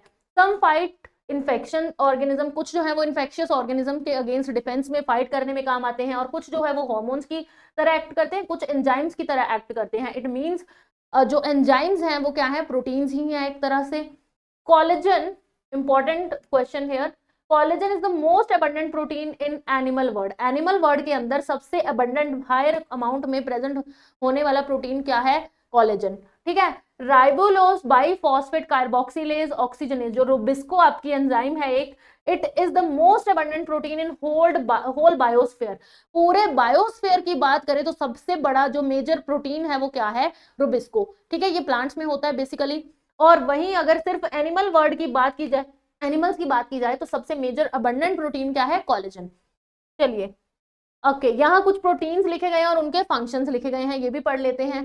कोलेजन जो है वो क्या है, इंटरसेलुलर ग्राउंड सब्सटेंस है, एक तरह से हमारे ग्राउंड टिश्यूज में प्रेजेंट है, एनिमल टिश्यूज में। ट्रिप्सिन की बात करें, वो एक एंजाइम की तरह एक्ट करता है, प्रोटीन जो ब्रेक डाउन है उसमें काम आता है, प्रोटीन डाइजेशन में। इंसुलिन एक हार्मोन है जो हमारे पैंक्रियास बनाते हैं। एंटीबॉडीज जो इन्फेक्शन के अगेंस्ट फाइट करती हैं, वो भी एक तरह के प्रोटीन होते हैं। रिसेप्टर्स की मैं बात करूं, sensory reception, smell, taste, hormone etcetera. अब क्या है, देखो कोई भी स्टिमुलस हमें मिलता है, चाहे वो कोई हार्मोन भी है, उसका भी पर्टिकुलर रिसेप्टर है जिसपे जाके वो अटैच होगा, फिर उसका फंक्शन परफॉर्म होता है। तो वो रिसेप्टर्स भी क्या होते हैं, प्रोटीन मॉलिक्यूल्स ही होते हैं जो रिसेप्टर का काम करते हैं। GLUT4 enables glucose transport into cell. अब glu plus T, glucose transport, ये क्या है, सेल्स के अंदर ग्लूकोज के ट्रांसपोर्ट में हेल्प करता है, और ये है क्या, एक तरह का प्रोटीन है, उसको नाम दिया है GLUT4। Glue for glucose and T for transport. चलिए ओके आगे हम पढ़ेंगे पॉलीसेकेराइड्स के बारे में। अब पॉलीसेकेराइड्स एक तरह के कार्बोहाइड्रेट्स हैं जो मोनोमर्स, उनके अब पॉलीमर हैं ये, इनके लिए मोनोमर कौन थे, मोनोसेकेराइड्स। अब क्या है, एसिड इनसॉल्युबल पूल में आते हैं ये पॉलीसेकेराइड्स, जो कि एक तरह के कार्बोहाइड्रेट्स हैं, as another class of macromolecules. ये भी मैक्रोमोलिक्यूल्स हैं क्योंकि इनका मॉलिक्यूलर वेट जो है वो ज्यादा है। Polysaccharides are long chain of sugars, they are thread literally like a cotton thread containing different monosaccharides as building blocks। अब different monosaccharides जो है, जैसे ग्लूकोज एक मोनोसेकेराइड है, फ्रक्टोज भी मोनोसेकेराइड है, ये सब मिलके जो है चेन फॉर्म में अरेंज होके क्या बनाएंगे, पॉलीसेकेराइड। जैसे अमीनो एसिड चेन में अटैच होके प्रोटीन बना रहे थे, उसी तरह मोनोसेकेराइड्स ग्लूकोज फ्रक्टोज जैसे वो भी चेन फॉर्म में अटैच होके वो क्या बनाएंगे, पॉलीसेकेराइड्स। तो यानी पॉलीसेकेराइड खुद क्या है, पॉलीमर्स हैं। किससे बने हुए हैं, polymers of, they are polymer of monosaccharides. ठीक है, फॉर एग्जाम्पल सेल्यूलोज। अब पहली एग्जाम्पल आपकी आती है सेल्यूलोज की। Cellulose is a polymeric polysaccharide consisting of only one type of monosaccharide. अब ये होमोपॉलीमर है क्योंकि इसमें एक ही तरह का मोनोमर जो है वो प्रेजेंट है, दैट इज ग्लूकोज। अब ग्लूकोज जो है वो ग्लूकोज की अलग अलग पूरी चेन, ग्लूकोज 1 ग्लूकोज 2 इस तरह से ग्लूकोज ग्लूकोज मिलके क्या बना रहे हैं, सेल्यूलोज। सेल्यूलोज जो है वो होमोपॉलीमर है, बताया मैंने आपको। अनदर इज स्टार्च, सेकंड आपकी जो एग्जांपल आ रही है वो है starch. It is a variant of this but present as a store house of energy in plant tissues. अब स्टार्च भी क्या है, एक तरह का पॉलीसेकेराइड है जो प्लांट्स के अंदर प्रेजेंट है, एनर्जी स्टोर करने का काम करता है। Animals have another variant called glycogen. अब ग्लाइकोजन भी एक पॉलीसेकेराइड है जो कि एनिमल्स के अंदर प्रेजेंट है। इन्यूलिन, अगेन नेक्स्ट एग्जांपल है inulin, it is a polymer of fructose. अब ये जो स्टार्च है, ग्लाइकोजन है, सेल्यूलोज है, ये सब ग्लूकोज के पॉलीमर है, जिसमें ग्लूकोज अलग अलग फॉर्म में, अब कोई ब्रांच हो सकता है, कोई नहीं हो सकता, अलग अलग वे में ग्लूकोज जो है वो अटैच हो रही है और क्या बना रही है, ये तीनों हमारे पास पॉलीसेकेराइड्स बना रही है। नेक्स्ट एग्जांपल है इन्यूलिन की। इन्यूलिन जो है वो पॉलीमर है फ्रक्टोज का, इसके अंदर मोनोमेरिक यूनिट कौन से हैं, फ्रक्टोज। इन अ पॉलीसेकेराइड चेन से ग्लाइकोजन, अब जैसे कि ग्लाइकोजन है, right and is called reducing sugar and the left and is called non reducing sugar. अब सपोज ये एक कार्बोहाइड्रेट चेन है, या फिर हम कह सकते हैं पॉलीसेकेराइड में मोनोमेरिक चेन है, इसकी ये जो लेफ्ट साइड है इसमें आएंगी हमारे पास नॉन रिड्यूसिंग शुगर। और इस तरफ होगी रिड्यूसिंग शुगर। जो रिड्यूसिंग शुगर है वो कॉपर आयन से ऑक्सीडाइज हो सकती है, नॉन रिड्यूसिंग जो है वो नहीं होगी ऑक्सीडाइज। ठीक है, अब ग्लाइकोजन की हम बात कर रहे थे, तो ये क्या है, इसमें ब्रांचेस प्रेजेंट हैं as shown in the form of cartoon. अब आगे डायग्राम है यहाँ, हाँ ये ग्लाइकोजन का स्ट्रक्चर है बेटा। इसमें आप देख सकते हो कि ये पूरी चेन तो है ही है जिसमें ग्लूकोज जो है वो अरेंज है, इसके साथ एक ब्रांच भी है। ठीक है, तो ये क्या डिफ्रेंशिएट कर रहा है, स्ट्रक्चर इसमें लीनियर स्ट्रक्चर भी प्रेजेंट है, उसके साथ साथ ब्रांचिंग भी प्रेजेंट है। Okay, starch form a helical secondary structure. अब स्टार्च का स्ट्रक्चर कैसा होगा, स्टार्च जो है वो आपका इस तरह से हेलिकल स्ट्रक्चर की फॉर्म में प्रेजेंट होगा। ठीक है, और क्या बोला है, in fact starch can hold iodine molecules in the helical portion. अब इस स्टार्च के अंदर जो इसका हेलिकल पोर्शन है, इसमें यहाँ ये आयोडीन को कैप्चर कर सकता है, आयोडीन को स्टोर कर सकता है, होल्ड कर सकता है।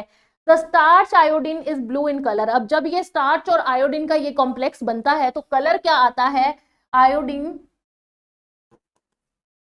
स्टार्च आयोडीन कॉम्प्लेक्स का कलर क्या आएगा, इट गिव्स ब्लू कलर। तो इससे हमें जो कलर मिलता है वो होता है blue colour.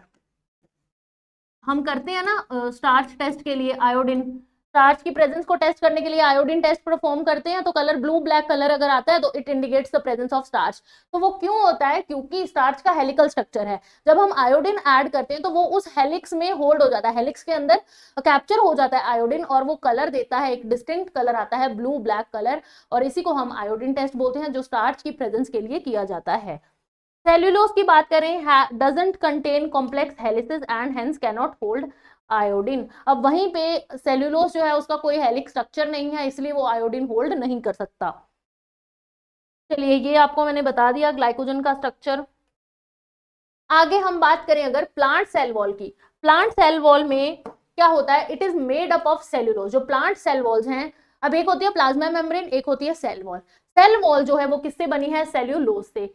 Paper made from plant pulp and cotton fibre is cellulosic. अब जो प्लांट के पल्प से पेपर बन रहा है वो भी क्या है, सेल्यूलोसिक ही है। They are more complex polysaccharide. अब सेल्यूलोज एक और भी कॉम्प्लेक्स पॉलीसेकेराइड है। They have a building block amino sugar and chemically modified sugar that is glucosamine, N-acetyl glucosamine etc. अब क्या है, जो और भी ज्यादा कॉम्प्लेक्स हमारे पास कार्बोहाइड्रेट्स हैं उनमें क्या होगा, जैसे कि कॉम्प्लेक्स पॉलीसेकेराइड की बात करें उनमें क्या होगा, कुछ और एक्स्ट्रा फंक्शनल ग्रुप्स अटैच हो सकते हैं, जैसे कि हमारे पास ग्लूकोसामाइन अटैच हो सकता है, N-acetyl ग्लूकोसामाइन अटैच हो सकता है। तो यानी ये जो नॉर्मल चेन हमने मोनोमर्स की पढ़ी कि हमारे पास मोनोसेकेराइड्स की चेन है, उन मोनोसेकेराइड्स के बीच में उनके साथ कहीं पे ये जो शुगर्स हैं, जैसे ये जो कंपाउंड्स हैं ग्लूकोसामाइन, एन एसिटाइल ग्लूकोसामाइन, ये भी कहीं कहीं अटैच हो जाएंगे, तो वो मॉडिफाइड शुगर्स कहलाएंगी। ठीक है, तो यानी जो कॉम्प्लेक्स पॉलीसेकेराइड्स हैं उनके अंदर क्या प्रेजेंट होंगी, मॉडिफाइड शुगर्स प्रेजेंट होंगी, जिनके साथ ये हमारे पास जो कंपाउंड्स हैं वो अटैच होंगे। Exoskeleton of arthropods for example have a complex polysaccharide called chitin. अब हमने आपको याद हो स्ट्रक्चरल ऑर्गेनाइजेशन में भी कॉकरोच पढ़ा, उससे पहले एनिमल किंगडम में आर्थ्रोपोड्स पढ़े, तो एक्सोस्केलेटन किससे बना होता है, काइटिन से। वो काइटिन एक्चुअल में क्या है, एक कॉम्प्लेक्स पॉलीसेकेराइड ही है एंड आर मोस्टली होमोपॉलीमर्स। एक कॉम्प्लेक्स पॉलीसेकेराइड है पर वो repeating unit of same monomer से बना हुआ है, इसलिए वो क्या है, होमोपॉलीमर है। ओके, ये बात थी पॉलीसेकेराइड्स की। पॉलीसेकेराइड्स के बारे में हमने क्या पढ़ा, डिफरेंट एग्जांपल की, सेलुलोज, स्टार्च, ग्लाइकोजन, ये सब एग्जांपल्स की। इन्यूलिन पढ़ी हमने। हमने ये पढ़ा कि मोनोमर्स की रिपीटिंग यूनिट से बने हुए हैं, हेट्रोपॉलीमर हो सकते हैं, होमोपॉलीमर हो सकते हैं। ग्लाइकोजन का स्ट्रक्चर भी किया हमने। स्टार्च टेस्टिंग में जो आयोडीन का रोल है उसके लिए भी पढ़ा कि स्टार्च का हेलिकल स्ट्रक्चर है और आयोडीन जो है वो होल्ड हो जाता है, इसीलिए जो ब्लू ब्लैक कलर आता है। सेल्यूलोज के केस में ऐसा नहीं होता। बहुत सारी एग्जाम्पल्स थी जो आपको याद करनी है। कॉम्प्लेक्स पॉलीसेकेराइड के बारे में पढ़ा, काइटिन की एग्जांपल की, कौन से मॉडिफाइड शुगर्स बनते हैं, उनके साथ ऐसा क्या ग्रुप अटैच होता है, ग्लूकोसामाइन, एन-एसिटाइल ग्लूकोसामाइन, ये सब पढ़ा, ये आपको याद रखना है। आगे बात करते हैं न्यूक्लिक एसिड्स की। The other type of macromolecule that one would find in the acid insoluble fraction of any living tissue is the nucleic acid. अब जो acid insoluble reaction bio macromolecules हैं उनमें एक और चीज क्या है, nucleic acid. These are polynucleotide. अब ये होते क्या है, न्यूक्लियोटाइड। अब हमने क्या बात की कि इनमें मोनोमर्स जो है वो रिपीटिंग यूनिट में प्रेजेंट है। अब इनके अंदर क्या रिपीटिंग प्रेजेंट होंगे, न्यूक्लियोटाइड। न्यूक्लियोटाइड आपको याद हो तो वो क्या होते थे, nitrogen base plus sugar plus phosphate. Adenylic acid, guanylic acid, ये सब क्या थे, न्यूक्लियोटाइड थे। उन्हीं की रिपीटिंग यूनिट्स से हमारे पास क्या बनेंगे, nucleic acids. Together with polysaccharides and polypeptides, these comprises the true macromolecular fraction of any living tissue or cell। अब ये पॉलीसेकेराइड और पॉलीपेप्टाइड जो कि प्रोटीन से, उनके अलावा ये न्यूक्लिक एसिड हैं जो हमारे सेल में मेजर अमाउंट में प्रेजेंट होते हैं, एक ट्रू मैक्रोमोलिक्यूल है ये। For nucleic acid the building block is the nucleotide. Nucleotide से मिलकर बने हैं, रिपीटिंग यूनिट्स क्या है, न्यूक्लियोटाइड्स हैं। अ nucleotide has chemically distinct compounds. अब न्यूक्लियोटाइड के पास 3 डिस्टिंक्ट कंपाउंड हैं। वो 3 डिस्टिंक्ट कंपाउंड क्या है, नाइट्रोजन बेस होगा, शुगर और phosphate. One is a heterocyclic compound. वो हेट्रोसाइक्लिक कंपाउंड हमें पता है कि नाइट्रोजन बेसिस होते हैं, एडेनिन, ग्वानिन, साइटोसिन, ये सब कुछ। The second is a monosaccharide. Second क्या होगा, एक मोनोसेकेराइड शुगर होगी, ग्लूकोज, फ्रक्टोज, इस तरह से, राइबोज शुगर हो सकती है। The third is phosphoric acid. तीसरा क्या होगा, फॉस्फेट ग्रुप होगा, फॉस्फोरिक एसिड या फिर फॉस्फेट होगा। चलिए, ये तो हो गई कि ये किससे बना हुआ है, nucleic acid. As you notice in figure 9.1, अब इस फिगर में, यही फिगर हमने पहले भी पढ़ी हुई है, न्यूक्लिक एसिड का, यहाँ पे न्यूक्लिक एसिड नहीं दिया हुआ है, नाइट्रोजन न्यूक्लियोटाइड का डायग्राम दिया हुआ है। 9.1 में the heterocyclic compound is nucleic acid are the nitrogen bases named adenine, guanine, uracil, thymine. अब इनमें डिस्टिंक्टली वही डायग्राम रिपीट करके यहाँ बताया हुआ है कि नाइट्रोजन बेसिस जो हेट्रोसाइक्लिक कंपाउंड, 3 चीजें हमने पढ़ी, नाइट्रोजन बेस, एक मोनोसेकेराइड शुगर, और तीसरी क्या थी, फॉस्फेट ग्रुप। अब उन्हीं के बारे में बताया। नाइट्रोजन बेसिस जो है वो क्या है, एडेनिन, ग्वानिन, थाइमिन, साइटोसिन, ये सब क्या है, हेट्रोसाइक्लिक कंपाउंड है, ये हमें दिख ही रहा है। Adenine and guanine are substituted purines. अब ये पहले ही मैंने आपको बता दिया कि एडेनिन और ग्वानिन जो है वो प्यूरीन्स हैं, बाकी सब क्या है, they are pyrimidines. The skeletal heterocyclic ring is called purine and pyrimidine respectively. ये पूरी रिंग को क्या बोला जाएगा, प्यूरीन और pyrimidine. The sugar found in polynucleotide is either ribose, एक मोनोसेकेराइड, पेंटोस और डिऑक्सीराइबोस हो सकती है, या राइबोस शुगर होगी या डिऑक्सीराइबोस शुगर होगी। Nucleic acid containing deoxyribose is called deoxyribo nucleic acid, जैसे कि डीएनए। जिस न्यूक्लिक एसिड में जो शुगर है वो डिऑक्सीराइबोस है, उसको बोलेंगे डिऑक्सीराइबोस न्यूक्लिक एसिड। और उसका क्या शॉर्ट फॉर्म है, डीएनए जो हमारे अंदर पड़ा है, जिसके अंदर राइबोस शुगर होगी वो हो जाएगा राइबो न्यूक्लिक एसिड, यानी कि आरएनए, जो कुछ वायरसेस के अंदर जेनेटिक मटेरियल का काम करता है। चलिए जी, आगे आता है स्ट्रक्चर ऑफ प्रोटीन।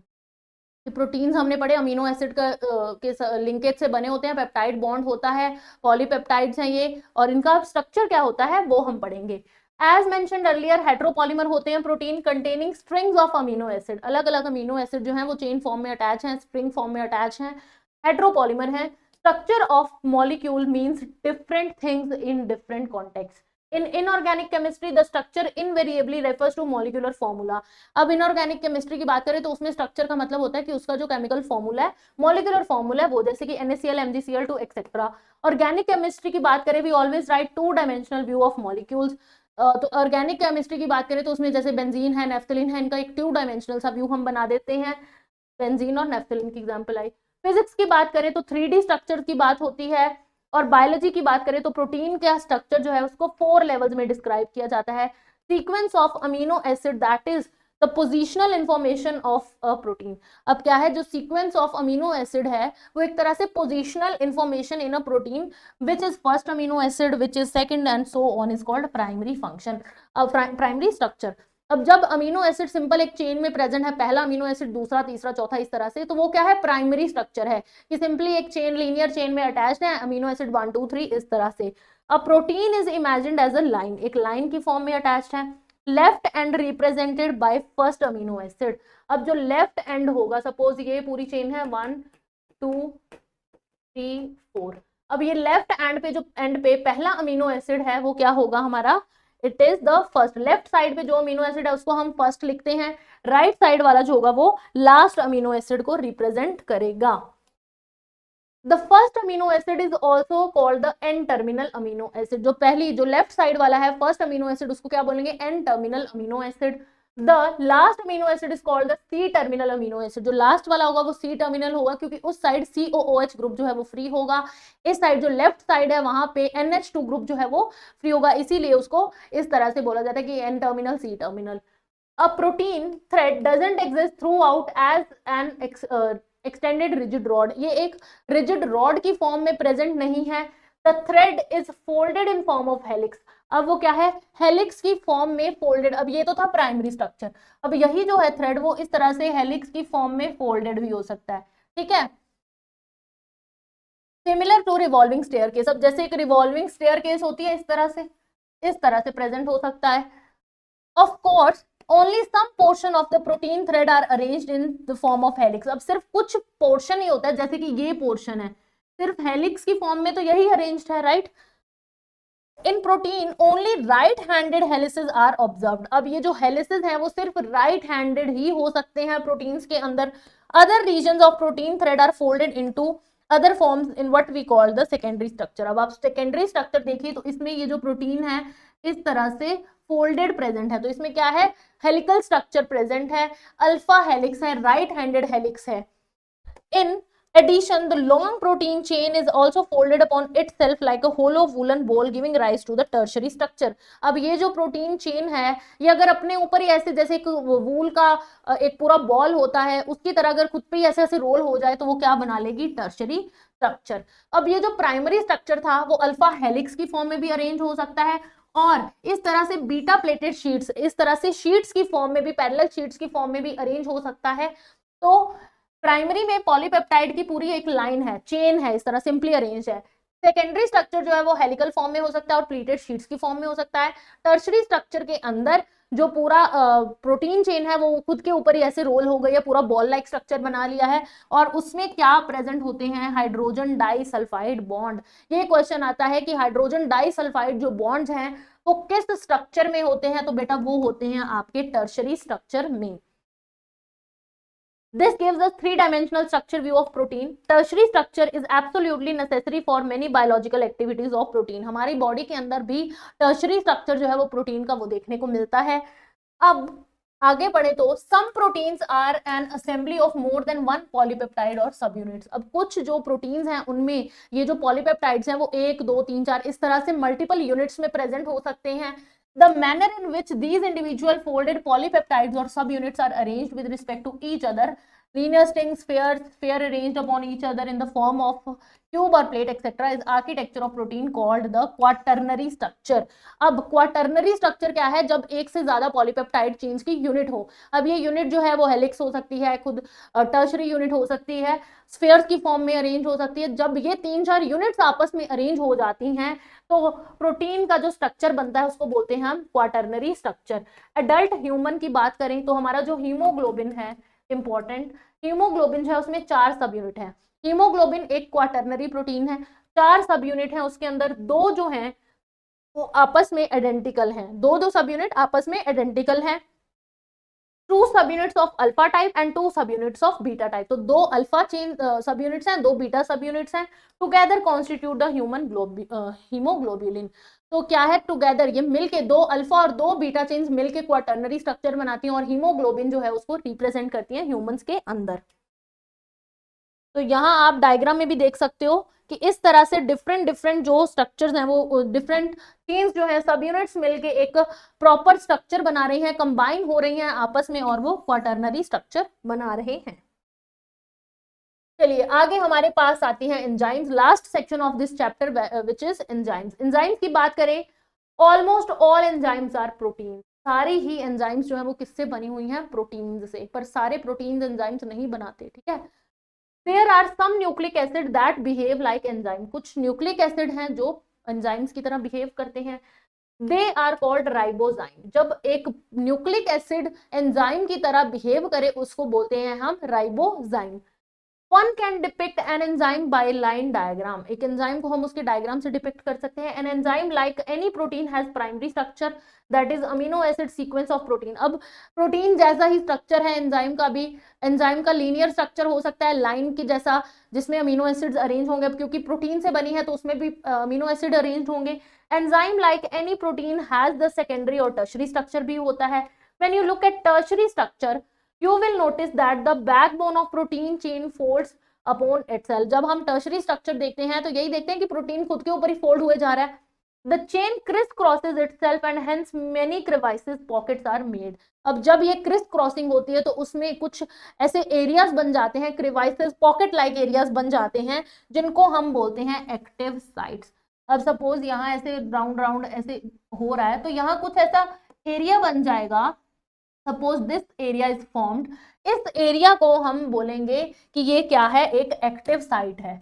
ये जो एरिया बन गया है ना यहाँ, ये स्पेस, ये क्या है, एक्टिव साइट है।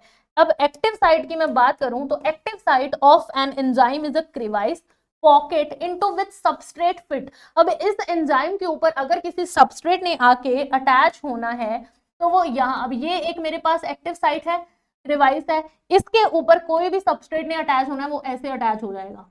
ठीक है, इसको अटैचमेंट के लिए वो जगह मिल गई है, ये एक एक्टिव साइट, इसके ऊपर आके कोई भी सबस्ट्रेट अटैच हो सकता है। Thus, an enzyme through their active site catalyzes reaction at high rate। अब क्योंकि एंजाइम के पास एक्टिव साइट है, सबस्ट्रेट को वो स्पीड अप कर देती है कोई भी केमिकल रिएक्शन। जब एंजाइम पे सबस्ट्रेट लग जाएगा तो उसका पोटेंशियल बढ़ जाएगा, वो जल्दी केमिकल रिएक्शन करवा सकता है। Enzyme catalysis differ from organic catalyst. अब एंजाइमिक कैटलिस्ट जो है, अब हमने केमिस्ट्री में भी पढ़ते हैं, कैटलिस्ट होते हैं जो केमिकल रिएक्शन की स्पीड को बढ़ाते हैं, बट जो एंजाइम कैटलिस्ट है वो डिफर करते हैं in many ways, but one major difference is needs mention. अब बहुत सारे तरीके हैं जिनसे ये डिफर करते हैं, पर एक मेन जो पैरामीटर है वो क्या है कि inorganic catalyst work efficiently at high temperatures, high pressure.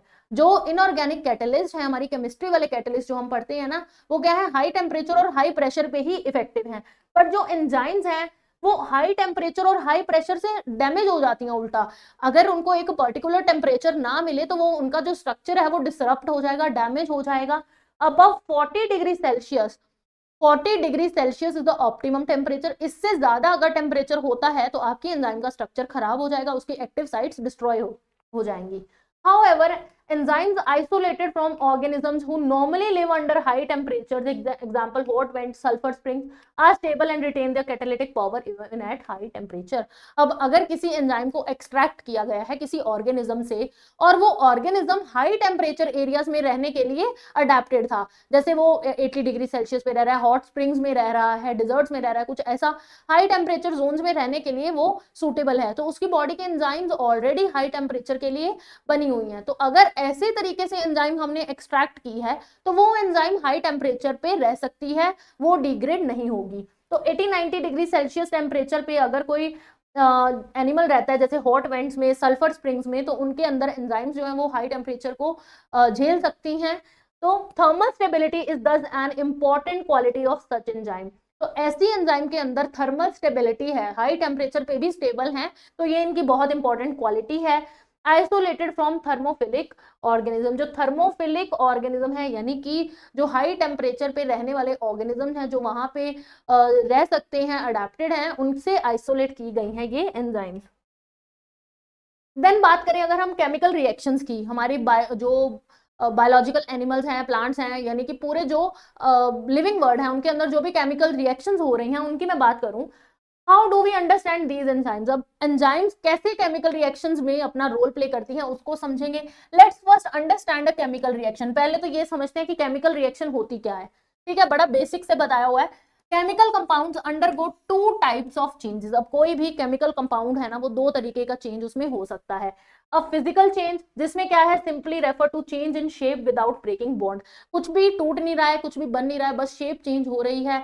Suppose melting of ice है, ठीक है, कैंडल की मेल्टिंग है, उसमें कुछ नया बन बिगड़ नहीं रहा है, सिर्फ उसकी शेप जो है वो चेंज हो रही है, फिजिकल स्टेट चेंज हो रही है, इसको बोलेंगे फिजिकल प्रोसेस।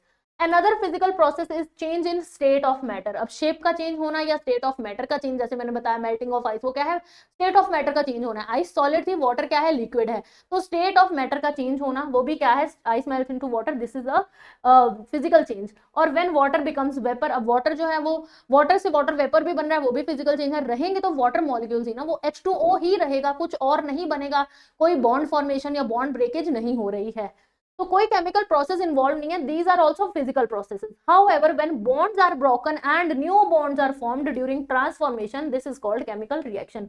जब किसी प्रोसेस में कोई केमिकल चेंज आ रहा है, कोई नए बॉन्ड्स बन रहे हैं, पुराने टूट रहे हैं, उसको हम बोलेंगे केमिकल रिएक्शन। इसकी एग्जांपल है barium hydroxide plus H2SO4 sulphuric acid, इससे बना barium sulphate and hydrogen H2O जो है, वाटर जो है वो रिलीज हुआ। तो अब इसमें क्या हुआ, बेरियम और जो सल्फेट ग्रुप था वो आपस में लिंक हुए, इनका यानी कि बेरियम और हाइड्रोक्साइड के अंदर जो बॉन्ड था वो ब्रेक हुआ और नए बॉन्ड्स बने जिसमें बेरियम और सल्फेट ग्रुप जो था वो लिंक हुए, तो पुराने बॉन्ड्स टूटे, नए बने, इसको बोलेंगे chemical reaction. It is an inorganic chemical reaction. Similarly, hydrolysis of starch into glucose is also an organic chemical reaction. उसी तरह से स्टार्च की हाइड्रोलिसिस होके उससे ग्लूकोज बनना, वो क्या है, वो भी एक केमिकल रिएक्शन है। अब कोई भी फिजिकल और केमिकल प्रोसेस का रेट जो है, किस रेट पे वो रिएक्शन हो रही है, वो कैसे हम डिफाइन करेंगे, it refers to the amount of product formed per unit time, कि कितने टाइम में हमें वो प्रोडक्ट, कितना प्रोडक्ट मिला है। कोई भी प्रोसेस है उसकी एफिशिएंसी, उसके रेट को कैसे चेक करेंगे कि कितना ज्यादा प्रोडक्ट बन रहा है कितने टाइम में, है ना। तो उसी तरह कितना प्रोडक्ट बना पी और कितना टाइम मिला, तो its rate is equal to delta P by delta T. चलिए, rate can also be called velocity if direction is specified. अब किस स्पीड में, डायरेक्शन किस दिशा में आपकी जो रिएक्शन है वो हो रही है, उसको वेलोसिटी की फॉर्म में भी हम कह सकते हैं।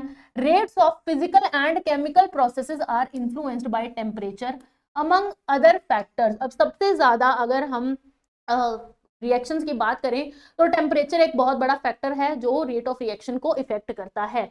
General rule of thumb is that rate doubles or decreases by half for every 10 degree change in the either direction. अब अगर टेम्परेचर बढ़ रहा है तो रेट ऑफ रिएक्शन जो है वो डबल हो जाएगा, इट विल रेट डबल्स। अगर टेम्परेचर कम हो रहा है, 10 डिग्री कम कर रहे हैं, तो वो क्या हो जाएगा, आपका रेट ऑफ रिएक्शन जो है वो डिक्रीज हो जाएगा हाफ, मतलब वो आधा रह जाएगा रेट ऑफ रिएक्शन। अगर 10 डिग्री बढ़ा दिया तो डबल हो गया, अगर 10 डिग्री कम कर दिया तो आधा रेट ऑफ रिएक्शन रह जाएगा।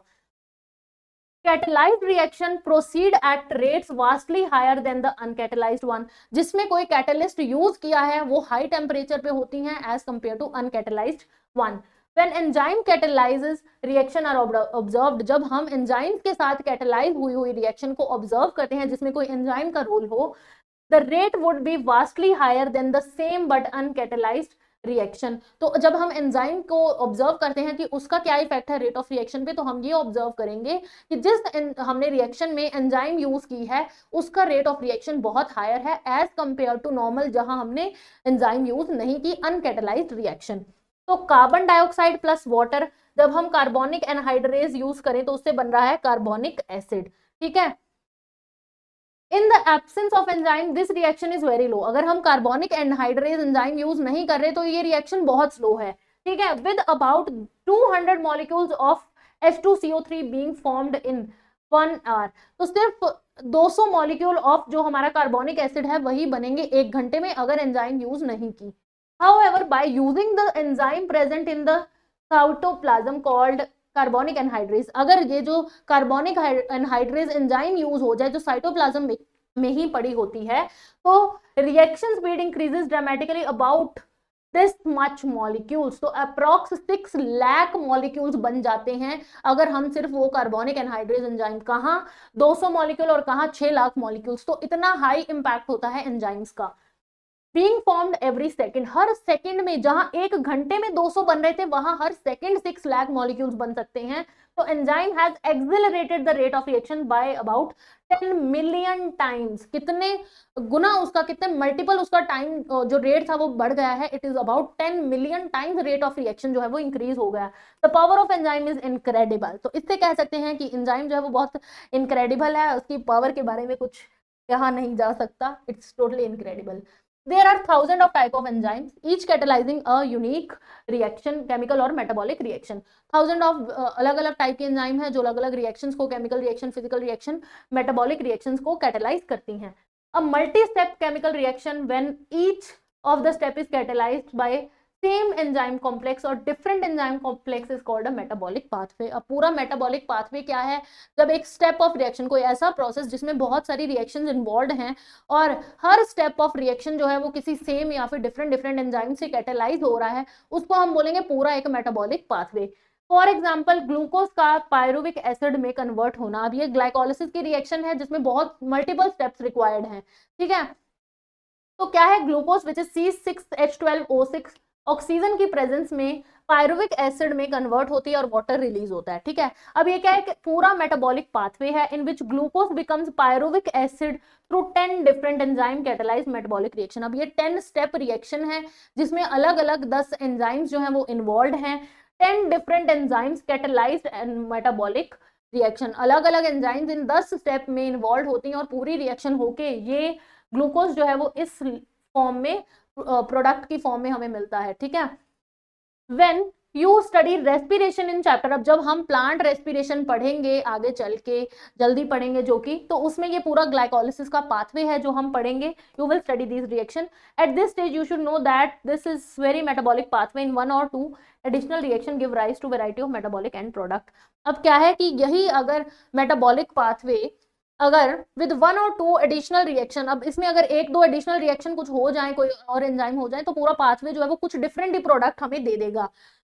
अंडर एनएरोबिक कंडीशन, जब हमारे पास ऑक्सीजन नहीं होती, एनएरोबिक कंडीशन होता है, तो इसी पाथवे से लैक्टिक एसिड बन जाता है. But under normal aerobic condition pyruvic acid बनेगा. तो मतलब अगर ऑक्सीजन ना हो तो क्या बनेगा, लैक्टिक एसिड. ऑक्सीजन है तो उसमें क्या बनेगा, पायरुविक एसिड. तो एक सिंगल जो केमिकल है, सिंगल एलिमेंट है, उसकी प्रेजेंस एब्सेंस भी पूरी रिएक्शन को, जो उसका डायरेक्शन है वो चेंज कर सकती है, अलग ही कुछ प्रोडक्ट मिलेगा.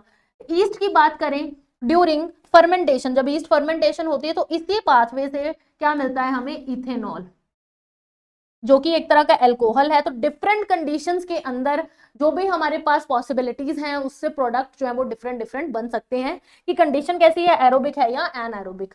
अब हमारा नेक्स्ट टॉपिक है, how do enzymes bring about such higher rates of chemical conversion. अब एंजाइम्स के अंदर इतना high rate of chemical conversion कैसे इतना ज्यादा एक्सेलरेट कर देती हैं किसी रिएक्शन को, क्या आंसर होगा इसका. To understand this we should study enzymes and little मोर.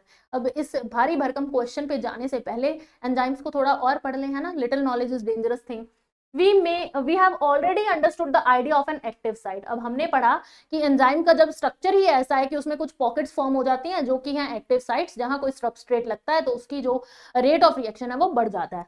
तो एक्टिव साइट के बारे में इतना हमें ऑलरेडी पता है. The chemical or metabolic conversion refer to a reaction. कोई भी केमिकल कंपाउंड है, मेटाबॉलिक कुछ भी एक्टिविटी हो रही है, एक चीज से जब दूसरी चीज बन रही है जिसमें केमिकल रिएक्शन इन्वॉल्व है, वो क्या है, हमारा एक रिएक्शन को रिप्रेजेंट करता है. Chemical which is converted into a product is called substrate. अब जो चीज दूसरी चीज में कन्वर्ट होगी, जो हमारा, उसको क्या बोलेंगे, सबस्ट्रेट, ठीक है. Hence, enzyme that is proteins with 3-dimensional structure including active site convert a substrate into a product. Symbolically जिसको S and P हम लिखते हैं, तो यानी हमारे पास पहले क्या था, एक सबस्ट्रेट है जिसके ऊपर एंजाइम एक्ट करेगी और उस सबस्ट्रेट को किसमें कन्वर्ट कर देगी, प्रोडक्ट में, उससे हमें प्रोडक्ट मिलेगा. तो सो S is converted into P और इसके ऊपर एंजाइम जो है वो अपना रोल प्ले करेगी. It is now understood that the substrate S has to be bind to enzyme at active site with the given cleft or pocket. The substrate has to diffuse toward the active site. तो अब ये तो clear है कि जो substrate है वो जाके एंजाइम पे अटैच होगा ताकि उसकी जो कैटालिटिक इफेक्ट है वो आए एंजाइम का और प्रोडक्ट में कन्वर्ट हो. तो मतलब जो पॉकेट थी एंजाइम की, जो हमने क्लेफ्ट, पॉकेट, ये सब पढ़ा था, सपोज दिस इज एंजाइम, ये इसका पॉकेट है, ठीक है. तो इस एक्टिव साइट जो ये पॉकेट है, इस पे किसको अटैच होना है, इस पे अटैच होगा आपका सबस्ट्रेट. तो ये अगर एक सबस्ट्रेट है, ये एक एंजाइम है, तो एक्टिव साइट पे कौन अटैच होगा, सबस्ट्रेट, ठीक है. और जब सबस्ट्रेट एंजाइम के साथ लग जाएगा तो हमारे पास एक कॉम्प्लेक्स फॉर्म हो जाएगा. ये S+E से हमारे पास बनेगा ES एक कॉम्प्लेक्स, एंजाइम सबस्ट्रेट कॉम्प्लेक्स, एक ऐसी स्ट्रेट जब एंजाइम और सबस्ट्रेट आपस में लिंक्ड है, उन्होंने कॉम्प्लेक्स बनाया, ES enzyme substrate complex. E stands for enzyme. This is complex formation is a transient phenomena. ये क्या है, एक ट्रांजिशन स्टेट है, प्रोडक्ट से बनने से पहले ये एक ट्रांजिशन स्टेट बनेगी हमारे पास। During the state where substrate is bound to enzyme on active site. अब इस स्टेट में क्या होगा, ये जो कॉम्प्लेक्स बना है, पहले हमारे पास बेटा क्या था, देखो ये हमारे पास सबस्ट्रेट था, ठीक है, कुछ ऐसा था, और हमारे पास थी ये एंजाइम, एंजाइम जो है वो ऐसी है, ठीक है, इसके पास ये एक्टिव साइट है, ये सबस्ट्रेट है। जब ये मिले आपस में तो हमारे पास क्या स्ट्रक्चर बना, ऐसा एक कॉम्प्लेक्स बन गया जहां पे एंजाइम की एक्टिव साइट पे कौन अटैच हो गया, सबस्ट्रेट। तो ये क्या बन गया, ES कॉम्प्लेक्स। तो रिएक्शन के साथ सबस्ट्रेट प्लस एंजाइम ने बनाया ये कॉम्प्लेक्स। ओके, अब आगे बढ़े। A new structure of substrate called transition state structure is formed. तो ये एक transition state structure बन गया। Very soon after the expected bond breaking making is completed. अब जब सबस्ट्रेट के अंदर पुराने बॉन्ड्स बनने हैं, टूटने हैं, नए बनने हैं, ये सारा प्रोसेस कंप्लीट हो जाएगा, जल्द ही क्या होगा, product is released and the active site becomes free. अब उस एक्टिव साइट से प्रोडक्ट निकलेगा, लगा कौन था उस पे, सबस्ट्रेट, सबस्ट्रेट का जो भी रिएक्शन होनी थी वो हो गई वहीं पे, और रिलीज क्या होगा, प्रोडक्ट, फाइनल प्रोडक्ट हमें मिलेगा। In other words structure of substrate get transformed into structure of product. तो और शब्दों में इसको क्या बोल सकते हैं कि जो सबस्ट्रेट का स्ट्रक्चर था वो कन्वर्ट होके किसमें मतलब बदल गया, उससे हमें मिला प्रोडक्ट। तो ये हमें एक प्रोडक्ट मिल जाएगा, suppose this is the product that we got. तो सबस्ट्रेट जो था वो एंजाइम पे लगा, ठीक है, और बना ES complex, enzyme substrate complex, जो कि एक ट्रांजिशन स्टेट थी जिसमें सबस्ट्रेट के बॉन्ड्स टूटेंगे, नए बॉन्ड्स बनेंगे, चेंजेस आएंगे, जिससे वो जो सबस्ट्रेट था वो कंप्लीटली किस में कन्वर्ट हो जाएगा, प्रोडक्ट में। और फाइनल स्टेप पे हमें ये प्रोडक्ट सेपरेट हो जाएगा इस एंजाइम से, एंजाइम और प्रोडक्ट हमें मिल जाएंगे, ठीक है। तो आगे क्या बोला है, this pathway of transformation must go through the so called transition state structure. तो ये जो पूरा पाथवे, इसमें हमें एक ट्रांजिशन स्टेट स्ट्रक्चर देखने को मिलता है। There could be many more altered structure states but the stable structure and the product implicit. अब क्या है कि बहुत सारे इंटरमीडिएट स्टेजेस भी हो सकते हैं स्टेबल वाली के बीच में, है ना। Implicit in this statement is the fact that all other intermediate structural stages are unstable. अब क्या है, वही इंटरमीडिएट स्टेज, जो ट्रांजिशन स्टेट, वही बनेगी जो सबसे स्टेबल होगी। किसी और तरह से भी बन सकती है, बट वो अनस्टेबल है तो वो नहीं, वाइबल ही नहीं होगी, वो टिकेगी नहीं, तो जो सबसे स्टेबल है वही बनेगी, ठीक है। Stability is something related to energy status of the molecule or structure. अब कितनी एनर्जी है उस मॉलिक्यूल, उसका क्या स्ट्रक्चर है, एनर्जी का कितनी है, कितनी उसको एनर्जी चाहिए प्रोडक्ट में कन्वर्ट होने के लिए, ये सारा जो एनर्जी फैक्टर है ये डिपेंड करता है कि कैसा जो ट्रांजिशन स्टेट है वो स्टेबल होगा या नहीं होगा। Hence when we look at this pictorially through a graph, it looks like something as in figure 9.4। अब क्या है, इस ग्राफ को हम रीड करेंगे। Y axis represent the potential energy content. ये जो वाई एक्सिस है उस पर हमारे पास क्या प्रेजेंट है, potential energy content. X axis represent करता है प्रोग्रेशन ऑफ स्ट्रक्चरल ट्रांसफॉर्मेशन। अब एक्स एक्सिस जो है वो रिप्रेजेंट करता है कि रिएक्शन कैसे प्रोसेस हो रही है। पहले हमारे पास सबस्ट्रेट है, फिर एक ट्रांजिशन स्टेट बनेगी और फिर अल्टीमेटली प्रोडक्ट बनेगा। तो ये सारे स्टेप्स हमारा एक्स एक्सिस रिप्रेजेंट कर रहा है। अब हमारे पास अलग अलग स्टेट्स हैं और यहाँ पे क्या प्रेजेंट है, transition state. You would notice two things, दो थिंग्स हम देखेंगे। Energy level difference between substrate and product. Product is at lower level than S. अब यहाँ सबस्ट्रेट था, ठीक है, सबस्ट्रेट का जो पोटेंशियल एनर्जी लेवल है वो देखिए इतना है, जबकि प्रोडक्ट का इतना है। तो दोनों में क्या है, एनर्जी डिफरेंस है। The reaction is an exothermic reaction. अब क्या है, एनर्जी जो है वो रिलीज होगी, जो रिएक्शन है वो क्या है, एक्सोथर्मिक है। One need not supply energy by heating in order to form the product. तो प्रोडक्ट बनाने के लिए हमें हीटिंग जैसा कोई हीट एनर्जी देने जैसा कोई प्रोडक्ट काम जो है वो नहीं करना होगा। However, whether in an exothermic or spontaneous reaction or endothermic reaction, requiring reaction, the S has to go through a much higher energy state, that is transition state. अब चाहे रिएक्शन आपकी एक्सोथर्मिक हो, एंडोथर्मिक हो, कैसी भी हो, पर जो ट्रांजिशन स्टेट है उसकी आप एनर्जी नोट डाउन करिए, that is at a very high energy. तो एक बहुत हाई एनर्जी ट्रांजिशन स्टेट बनेगी जिसके लिए बहुत ज्यादा एनर्जी चाहिए। The difference in average energy content S from this transition state is called activation energy। अब ये जितनी S के पास एनर्जी थी और जितनी ये ट्रांजिशन स्टेट की एनर्जी है, इनके डिफरेंस को हम बोलते हैं एक्टिवेशन एनर्जी। कि जो सबस्ट्रेट था उसको इतनी एनर्जी लगी एक्टिव होने में, एक्टिवेटेड स्टेज तक पहुंचने में। Enzymes eventually bring down this energy barrier by making the transition of S to P more easy। अब जब हमारे पास एंजाइम आ जाएगी तो ये जो एक्टिवेशन एनर्जी है, विदाउट एंजाइम वो इतनी ज्यादा है, पर जब हमारे पास, लेट्स इरेज दिस ऑल, अब देखो बिना जो सबस्ट्रेट हमारे पास एंजाइम है उसके लिए एनर्जी एक्टिवेशन इतनी ज्यादा हाई पीक है, पर जब एंजाइम मिल गई विद एंजाइम वो हमारे पास क्या स्लोप बनी, वो इतनी सी एक्टिवेशन एनर्जी अब हमें चाहिए। ठीक है, विदाउट एंजाइम जो ट्रांजिशन स्टेट थी उसको बनने के लिए बहुत ज्यादा एनर्जी चाहिए थी। ठीक है, और जब एंजाइम मिली तो उसने एक्टिवेशन एनर्जी जो थी वो कम कर दी। अब सबस्ट्रेट को कम एनर्जी चाहिए एक्टिव स्टेट तक पहुंचने के लिए, जो ईएस कॉम्प्लेक्स ट्रांजिशन स्टेट बननी है ना, वहां तक जाने के लिए बहुत कम एनर्जी लगेगी। तो जो प्रोडक्ट फॉर्मेशन है वो जल्दी हो सकता है, कम एनर्जी चाहिए। ठीक है, ये भी हमने पढ़ लिया। अब आगे आता है नेचर ऑफ एंजाइम एक्शन। अब ये तो हमने पढ़ लिया कि एंजाइम है, सबस्ट्रेट, एंजाइम सबस्ट्रेट कॉम्प्लेक्स बनेगा, एक्टिवेशन एनर्जी चाहिए, बिना एंजाइम के एक्टिवेशन एनर्जी हाई होती है, अगर एंजाइम लग जाए, मिल जाए तो एक्टिवेशन एनर्जी लो हो जाएगी और रिएक्शन जो है वो स्पीड अप हो जाएगी। ठीक है, each enzyme E has a substrate S binding on its molecule so that a highly reactive enzyme substrate complex is produced। अब हर एक एंजाइम जो है उसके ऊपर सबस्ट्रेट लगेगा, ES कॉम्प्लेक्स बनेगा। ठीक है, this complex is short lived. ये जो कॉम्प्लेक्स है ये बड़ा शॉर्ट लिव्ड होता है। Dissociates into product and the unchanged enzyme. जब ES बनेगा, एंजाइम प्लस सबस्ट्रेट ने बनाया ES कॉम्प्लेक्स, ये जो ES कॉम्प्लेक्स है वो बहुत थोड़ी देर के लिए रहता है, बड़ी जल्दी टूट जाता है और हमें एंजाइम वैसे की वैसी मिल जाएगी और सबस्ट्रेट चेंज होके किसकी फॉर्म में मिलेगा, प्रोडक्ट की फॉर्म में। With an intermediate formation of enzyme product complex. अब इससे पहले एक एंजाइम प्रोडक्ट कॉम्प्लेक्स भी बनता है। कैसे होता है, एंजाइम के साथ सबस्ट्रेट लगा, ES कॉम्प्लेक्स बनाया। ठीक है, इसमें अब ये जो सबस्ट्रेट था वो उसमें चेंजेस आते कि वो धीरे धीरे प्रोडक्ट की फॉर्म में बन गया। ठीक है, ये बना और फिर ये दोनों सेपरेट हो जाएंगे, एंजाइम प्लस प्रोडक्ट हमें मिल जाएगा। तो catalytic cycle of enzyme action, अब ये डिस्क्राइब करने के लिए कुछ पॉइंट्स लिखे हैं। First, the substrate binds to the active site of enzyme. पहले सबस्ट्रेट जो था वो एक्टिव साइट ऑफ एंजाइम पे लगा, बाइंड किया।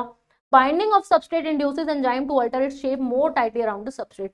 अब जब सबस्ट्रेट लगेगा तो एंजाइम उसको टाइटली होल्ड करने के लिए अपना हो सकता है कुछ शेप वगैरह चेंज कर ले ताकि सबस्ट्रेट कॉम्पैक्टली बाइंड रहे।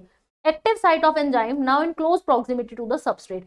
जब क्लोज प्रॉक्सिमिटी, अब बिल्कुल कॉम्पैक्ट फॉर्म में अरेंज हो गया, एक्टिव साइट जो एंजाइम का है वो एकदम सबस्ट्रेट के साथ क्लोजली अटैच है, तो इससे सबस्ट्रेट के अंदर ब्रेकेज होगी केमिकल बॉन्ड्स की and the new enzyme product complex is formed. नया ये जो एंजाइम प्रोडक्ट कॉम्प्लेक्स है वो फॉर्म हो जाएगा। अब कौन से फैक्टर हैं जो एंजाइम की एक्टिविटी को इफेक्ट करते हैं? The activity of enzyme can be affected by change in conditions which can alter tertiary structure of protein। अब क्योंकि एंजाइम्स के अंदर प्रोटीन का कौन सा स्ट्रक्चर है, टर्शरी स्ट्रक्चर, तो ऐसे फैक्टर्स जो टर्शरी स्ट्रक्चर को बिगाड़ सकते हैं वही एंजाइम की एक्टिविटी को भी खराब कर सकते हैं। अब इसमें टेम्परेचर हो सकता है, पीएच हो सकता है, चेंज इन सबस्ट्रेट कॉन्सेंट्रेशन हो सकता है और binding of specific chemicals that regulates it activity. अब टेम्परेचर, पीएच, कितनी कंसंट्रेशन में सबस्ट्रेट पड़ा है या फिर एंजाइम के साथ कोई और केमिकल तो नहीं अटैच हो गया, इन चीजों से जो एक्टिविटी ऑफ एंजाइम है वो आपकी इफेक्ट होगी। अब सबसे पहले टेम्परेचर और पीएच की मैं बात करूं, enzymes generally function in a narrow range of temperature and pH. अब जैसे हमने पहले भी बात की कि एक ऑप्टिमम टेम्परेचर होता है अराउंड 37 to 40 डिग्री सेल्सियस जिसपे एंजाइम एक्ट करेगी। Each enzyme shows its highest activity at a particular temperature and pH called the optimum temperature and optimum pH। वही बात की हमने, activity declines both below and above the optimum value. अगर optimum value से कम temperature है तो भी उसकी एक्टिविटी कम रहेगी एंजाइम की, अगर बहुत ज्यादा टेम्परेचर होगा तो भी एक्टिविटी फॉल डाउन कर जाएगी। Low temperature preserves the enzyme in temporarily in active state. अब अगर बहुत लो टेम्परेचर है तो एंजाइम की एक्टिव स्टेज जो है वो नहीं आ पाएगी, उसको इनएक्टिव ही रह जाएगी एंजाइम। और अगर टेम्परेचर हाई हो गया तो एंजाइमेटिक एक्टिविटी डिस्ट्रॉय हो जाएगी, क्योंकि प्रोटीन्स जो है, प्रोटीन से बनी एंजाइम, और जब हीट एक्सेस होती है, टेम्परेचर एक्सेस होता है, तो प्रोटीन का जो स्ट्रक्चर है वही डीनेचर हो जाता है, वही डिस्ट्रॉय हो जाता है, तो एंजाइम की एक्टिविटी तो अपने आप ही इफेक्ट होगी। अब ये दो ग्राफ है पीएच और टेम्परेचर एक्टिविटी के लिए। ये जो है ये है आपका optimum pH, this is your optimum pH. और यहाँ आपका जहां पे पीक सबसे हाई है वो क्या है, आपका optimum temperature. This is the optimum pH. ठीक है, सिर्फ इस पॉइंट पे आप देखिए, ऑब्जर्व कीजिए, जो ऑप्टिमम पीएच या ऑप्टिमम टेम्परेचर है उसी पे एक्टिविटी सबसे हाई है। अगर टेम्परेचर या पीएच कम है बहुत ज्यादा तो भी एक्टिविटी डाउनफॉल जा रहा है, और अगर बहुत हाई है तो भी एक्टिविटी कम हो रही है, क्योंकि वो जो कंडीशन है वो सूटेबल ही नहीं है एंजाइम एक्टिविटी के लिए। अब सबस्ट्रेट की कंसंट्रेशन कैसे इफेक्ट करती है, अगर सबस्ट्रेट बहुत कम है या बहुत ज्यादा है, उस चीज से कैसे इफेक्ट होगा। With the increase in concentration of substrate, the velocity of enzymatic reaction arises at first. अब जैसे जैसे हम सबस्ट्रेट ऐड करेंगे एंजाइम में, तो पहले तो एंजाइमेटिक एक्टिविटी जो है वो बढ़ेगी, but reaction ultimately reaches a maximum velocity which is not exceeded by any further rise in the substrate. तो जैसे सबस्ट्रेट हमने ऐड किया, एक बार रिएक्शन बढ़ी, पर वो एक लेवल पे आके उसी लेवल तक रुक जाएगी, चाहे हम बाद में जितना मर्जी सबस्ट्रेट जो है वो ऐड करते जाएं। ऐसा क्यों होता है? This is because enzyme molecules are fewer than substrate molecule and after saturation of these molecules there are no free enzyme molecules to bind with the addition. अब क्या है, एंजाइम तो उतनी है, हम सबस्ट्रेट ऐड कर ही जा रहे हैं, कर ही जा रहे हैं, तो एंजाइम के पास अब और एक्टिव साइट ही नहीं है कि वो इतना सबस्ट्रेट झेल पाए। तो क्योंकि हमने एक्सेस में सबस्ट्रेट डाल दिया, बट एंजाइम की तो उतनी एक्टिविटी है ना, वो और मॉलिक्यूल्स को अकोमोडेट ही नहीं कर सकती, एक्टिव साइट्स नहीं रहेंगी, तो जितना मर्जी बाद में सबस्ट्रेट ऐड करी जाओ, बट जितनी एंजाइम की एफिशिएंसी थी, जितना वो होल्ड कर सकती थी सबस्ट्रेट को, वो सिर्फ उसी लेवल तक हमें जो रेट ऑफ रिएक्शन है वो हाई रहेगा, उसके बाद जो रेट ऑफ रिएक्शन है वो हाई नहीं होगा। या अब ये ग्राफ में आप देख सकते हैं, वी मैक्स का क्या मतलब है कि कितनी मैक्सिमम वेलोसिटी रहेगी रिएक्शन की। जब हमने सबस्ट्रेट ऐड किया तो यहां तक तो हमारी जो वेलोसिटी थी वो इंक्रीज हुई, but after a certain time जब हम ऐड करते गए तो वो एक स्ट्रेट बन जाएगी, ठीक है, स्ट्रेट लाइन आ जाएगी हमारे पास, फिर और ज्यादा वो अपवर्ड राइज नहीं हो रहा। देखिए ऐसे राइज नहीं है, वो एक कांस्टेंट सैचुरेशन पॉइंट आ जाएगा कि इसके बाद जितना मर्जी सबस्ट्रेट ऐड कर दो, वेलोसिटी जो वी मैक्स है वो राइज नहीं करेगा।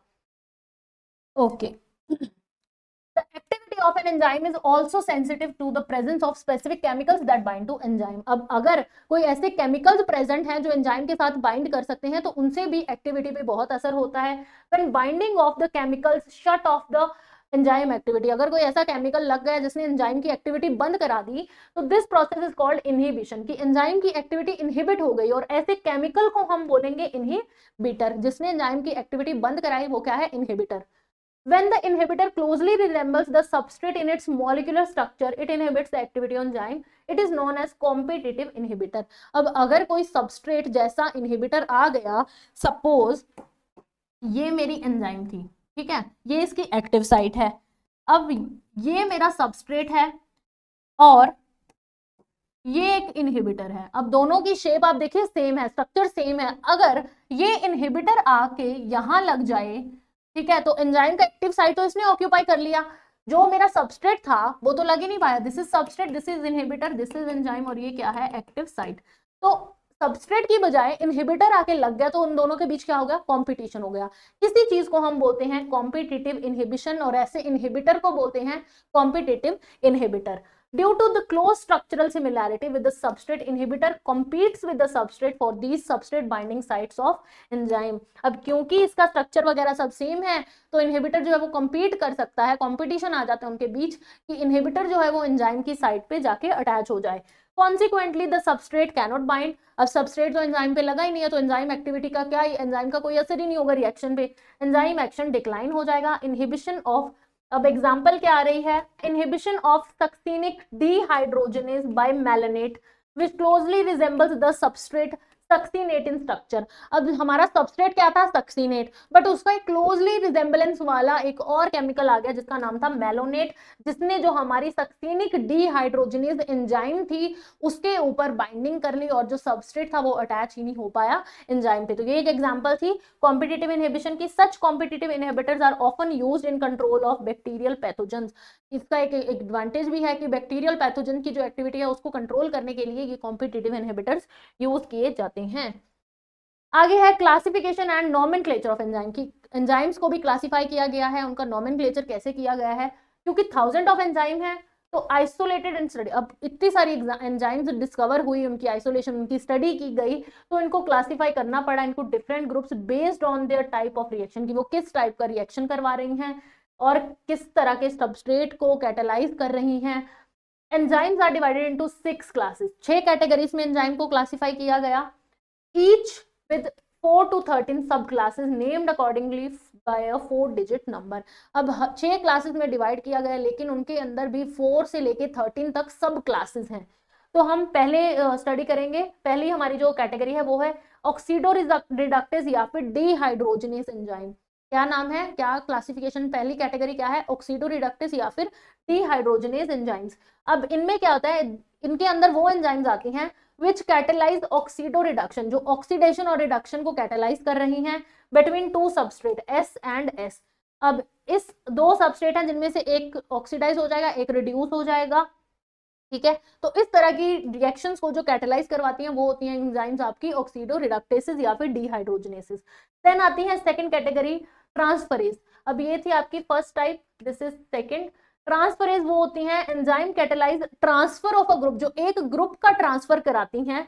जैसे कि ये S और G था और ये था आपका S डैश, ये अब जो G वाला ग्रुप है वो इस S के साथ अटैच हो जाएगा, S डैश G बन गया है और ये S। तो ये यहाँ पे जो एंजाइम एक्ट कर रही है वो ट्रांसफर करवा रही है इस G ग्रुप का, तो ऐसी एंजाइम को हम बोलेंगे ट्रांसफरेजेस। देन थर्ड कैटेगरी आती है हाइड्रोलेसिस। हाइड्रोलिसिस क्या करती हैं, वो हाइड्रोलिसिस को एक्सेलरेट करती हैं, प्रोमोट कैटेलाइज करती हैं hydrolysis of ester ether peptide and glycosidic C halide and P N bonds, ठीक है। Phosphor nitrogen bonds, carbon carbon या कार्बन हेलोजन बॉन्ड्स को ऐसी ग्लाइकोसिडिक लिंकेज, इनकी हाइड्रोलिसिस जो एंजाइम्स कराएंगी वो होती हैं आपकी हाइड्रोलिसिस। देन फोर्थ कैटेगरी आती है लाइएज। लाइएज अब ये क्या करती हैं, ये कैटेलाइज कराएंगे removal of groups from substrate by mechanism other than hydrolysis leaving double bonds. अब ये हाइड्रोलिसिस करवाने की बजाय किसी और मेथड से किसी भी ग्रुप का रिमूवल कराएंगी और क्या रह जाएगा, डबल बॉन्ड जो है वो क्रिएट हो जाएगा। अब ये कार्बन कार्बन के बीच में इस कार्बन के साथ X ग्रुप अटैच है, इसके साथ Y, कोई एंजाइम एक्ट की, जो लाइएज एंजाइम थी उसने एक्ट किया और ये XY जो थे ये अलग से हमें मिल गए और इस कार्बन में आ गया डबल बॉन्ड। तो ऐसी एंजाइम्स जो डबल बॉन्ड की फॉर्मेशन करवा रही हैं, किसी ग्रुप को रिमूव करा रही हैं, वो होती हैं लाइएज। देन आती है fifth category, that is isomerase. Isomerase क्या होती है, वो सारी enzyme that catalyse intern conversion of optical geometric of और पोजिशनल आइसोमर। जो आइसोमर्स होते हैं जैसे सिस ट्रांस, इन सबकी इंटर्न कन्वर्जन करवाने वाली जो एंजाइम है वो होती है आइसोमरेज, जो एक आइसोमर को उसके दूसरे आइसोमर में कन्वर्ट करती हैं। सिक्स्थ कैटेगरी है लाइगेज। अब लाइगेज का काम होता है कनेक्ट कराना, चिपकाना, ठीक है। ये क्या करेंगी, एंजाइम कैटेलाइज लिंकिंग टुगेदर, वही मैंने बोला लिंक कराना, चिपकाना, अटैच कराना, दो कंपाउंड्स की लिंकिंग करवाएगी। और फॉर एग्जाम्पल जैसे carbon oxygen, carbon sulphur, carbon nitrogen, phosphorus oxygen, ये जो बॉन्ड्स हैं इनमें लाइगेज एंजाइम्स प्रेजेंट होती हैं, इनकी वजह से ये बॉन्डिंग होती है। नेक्स्ट आता है एक टॉपिक हमारे पास कोफैक्टर्स। कोफैक्टर्स क्या होते हैं, enzymes are composed of one or several polypeptide chain. ये तो हमें पता है कि एंजाइम्स के अंदर भी पॉलीपेप्टाइड चेन्स होती हैं। However, there are number of cases in which non-protein constituents called cofactor are bound to the enzyme to make it enzymic catalytic effective। अब क्या है कि बहुत सारे केसेस में एक कोफैक्टर, एक अलग हमारे पास नॉन प्रोटीन सब्सटेंस, हमने बोला एंजाइम प्रोटीन्स जैसी होती है, मतलब प्रोटीन से ही बनी है, प्रोटीनेशियस है, बट कई बार एक नॉन प्रोटीन सब्सटेंस जो है वो भी एंजाइम के साथ अटैच होता है ताकि उसकी कैटालिटिक एक्टिविटी इंप्रूव हो सके, इंक्रीज हो सके। In these instances, the protein portion of enzyme is called the apoenzyme and the अब क्या बोला है, suppose ये कोई एंजाइम थी। अब इसमें मैंने बोला कि क्या होगा, हमारे पास प्रोटीन से बनी हुई है, ठीक है, बट अगर इस प्रोटीन के साथ एक कोफैक्टर लग जाए, कोफैक्टर क्या है, नॉन प्रोटीन है, ठीक है, नॉन प्रोटीन पार्ट, तो ये जो मेरा प्रोटीन वाला पार्ट है बच्चे, दिस प्रोटीन वाला पार्ट इज कॉल्ड एपोएंजाइम,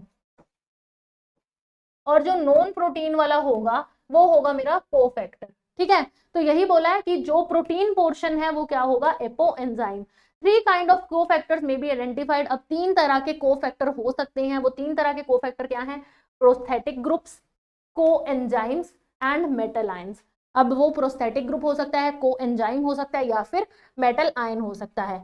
अब प्रोस्थेटिक ग्रुप की मैं बात करूं तो ऐसे organic compound that are distinguished from other cofactors in that they are tightly bound to the apoenzyme। ये क्या होंगे, जो हमारे प्रोस्थेटिक ग्रुप हैं वो कोएंजाइम के साथ बहुत टाइटली बाउंड है, ठीक है।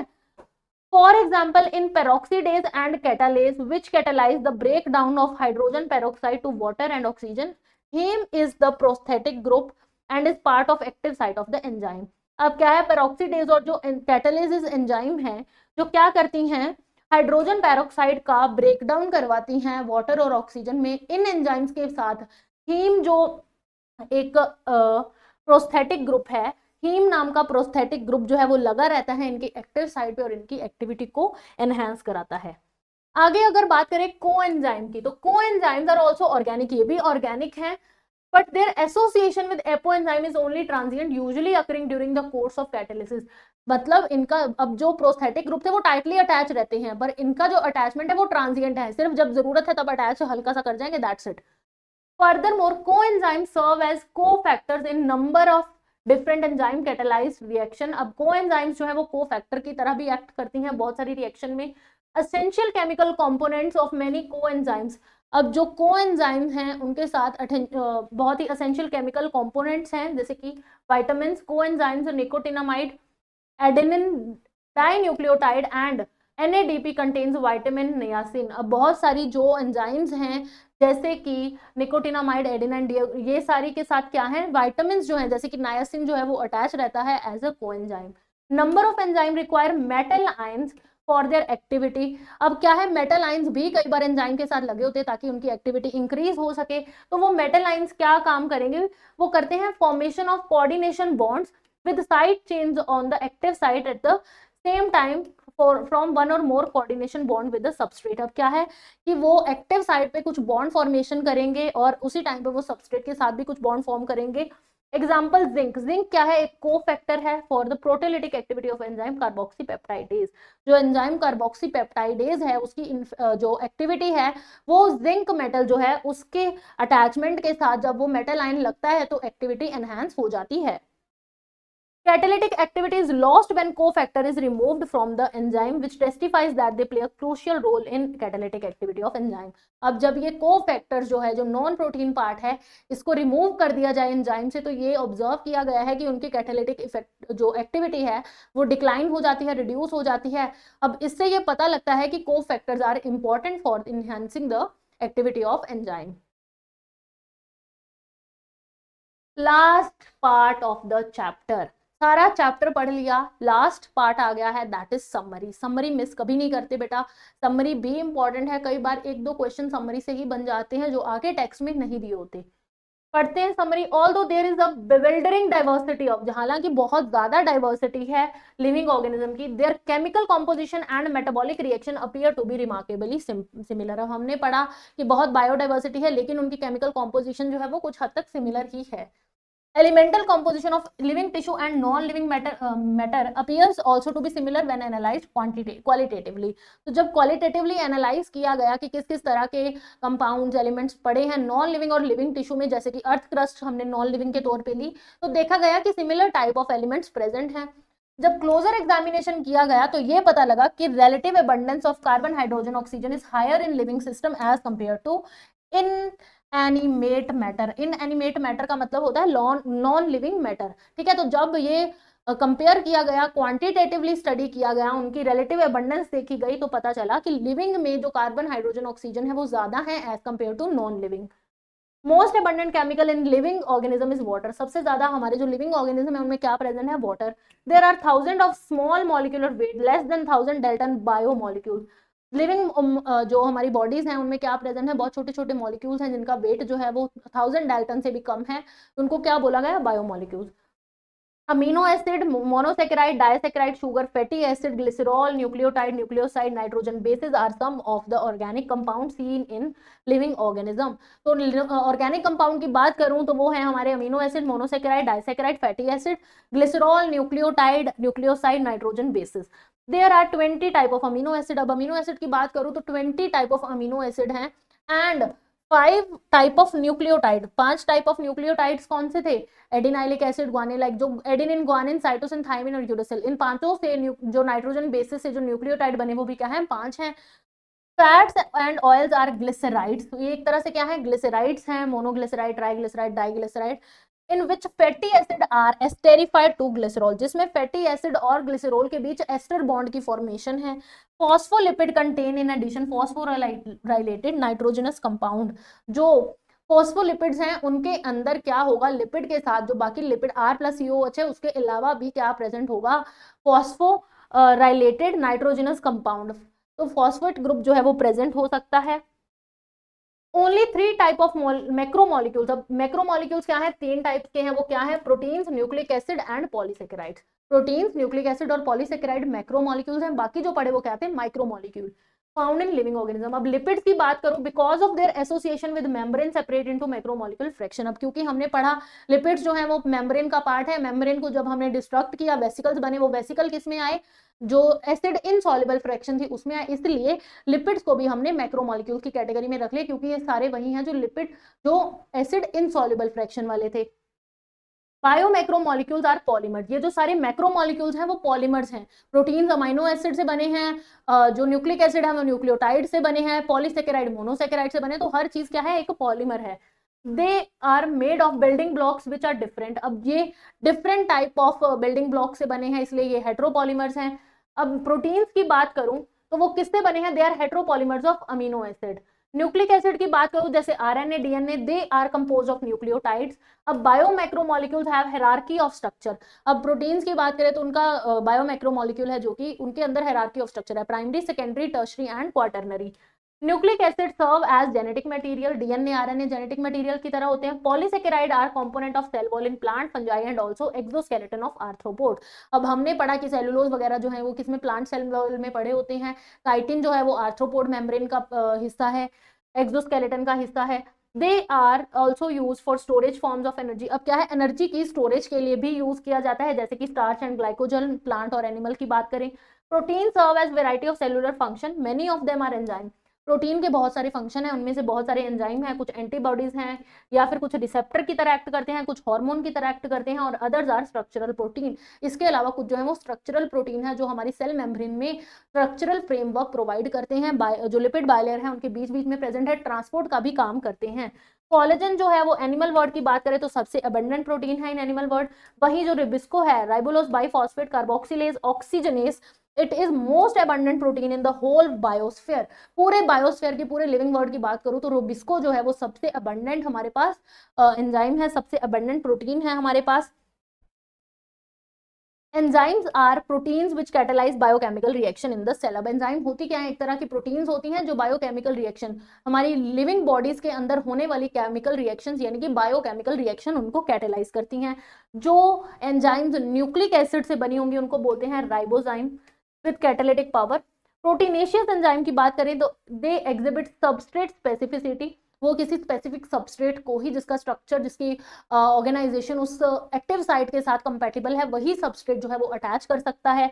ऑप्टिमम टेम्परेचर रिक्वायर होता है, pH रिक्वायर होता है एक हायर एक्टिविटी के लिए। जब एंजाइम की एक्टिविटी तभी हाईएस्ट होगी जब उसको ऑप्टिमम टेम्परेचर, ऑप्टिमम pH मिला है। They are denatured at high temperature. अब क्योंकि एंजाइम जो है वो प्रोटीन से बनी है और हाई टेम्परेचर जब होता है तो प्रोटीन का स्ट्रक्चर जो टर्शरी स्ट्रक्चर है वो डीनेचर हो जाता है, ब्रेक डाउन हो जाता है, इसीलिए एंजाइमिक एक्टिविटी जो है वो अपने आप ही स्लो हो जाएगी, क्योंकि एट सच हायर टेम्परेचर जो स्ट्रक्चर है वही खराब हो जाएगा, तो एक्टिविटी कहाँ से रहेगी। Enzymes lower activation energy of the reaction and enhance greatly the rate of reaction. अब हमने पढ़ा है कि बिना एंजाइम के एक्टिवेशन एनर्जी बहुत हाई चाहिए सबस्ट्रेट को, और जब एंजाइम लग जाती हैं, एंजाइम्स यूज करते हैं हम, तो एंजाइमिक एक्टिविटी के लिए जो रिएक्शन के लिए हमें एक्टिवेशन एनर्जी चाहिए वो काफी लो हो जाती है, ठीक है, तो इसलिए रेट ऑफ रिएक्शन इंक्रीज हो जाता है। Nucleic acid carry hierarchy hereditary information and are passed into from parents generation to progeny. जो हमारे न्यूक्लिक एसिड होते हैं जैसे कि डीएनए आरएनए, वो क्या करते हैं, उनके पास हेरिडेटरी इंफॉर्मेशन होती है और वो पेरेंट्स टू ऑफस्प्रिंग जो है वो पास ऑन होते हैं, कैरेक्टर्स के साथ ट्रांसफर होते हैं। Okay, this is it. तो आपका चैप्टर हो गया है complete. We are done with the chapter biomolecules, one short lecture, पूरा चैप्टर खत्म। आई होप लेक्चर समझ आया होगा, और कोई क्वेरीज हैं तो then you can comment down, I will feel happy to answer your questions. और आपको अगर लेक्चर अच्छा लगा, पसंद आया, तो आपके फ्रेंड्स के साथ भी शेयर कर दो, so then they can also take the benefit. Session को लाइक शेयर कर दो यार प्लीज। पूरा वन शॉट में एक लेक्चर कंप्लीट हो गया आपका, एक चैप्टर कंप्लीट हो गया बायोमोलिक्यूल्स का। और अपना जल्दी जल्दी, अगर आपने सब्सक्रिप्शन अभी तक नहीं लिया, नीट यूजी की प्रिपरेशन आप 2025 है, 2026 है, you guys take your subscription right now. SN09 code को आप यूज करिए ताकि आपको जो डिस्काउंट्स हैं वो अवेल हो जाएं। ओके, अपना सब्सक्रिप्शन लीजिए, जम के पढ़ाई कीजिए, टॉप एडुकेटर्स से पढ़िए, मेंटरशिप लीजिए, टेस्ट सीरीज भी हैं, आप वो लगाना चाहते हैं तो आप वो भी लगाइए। ओके, कोड अप्लाई करके you can take the maximum benefits of discounts. और यहीं हमारा सेशन समाप्त होता है, मिलते हैं अगले सेशन में। तो नीट नोवा जो चैनल है आपका, प्यारा सा चैनल जो आपको नीट प्रिपरेशन में आपकी मदद कर रहा है, आपके लिए लेक्चर्स लेके आ रहा है डेली, तो सब्सक्राइब कर दो, सेशन लाइक शेयर कर दो। मिलते हैं अगले सेशन में, till then take care, bye bye guys, see you guys in the next session.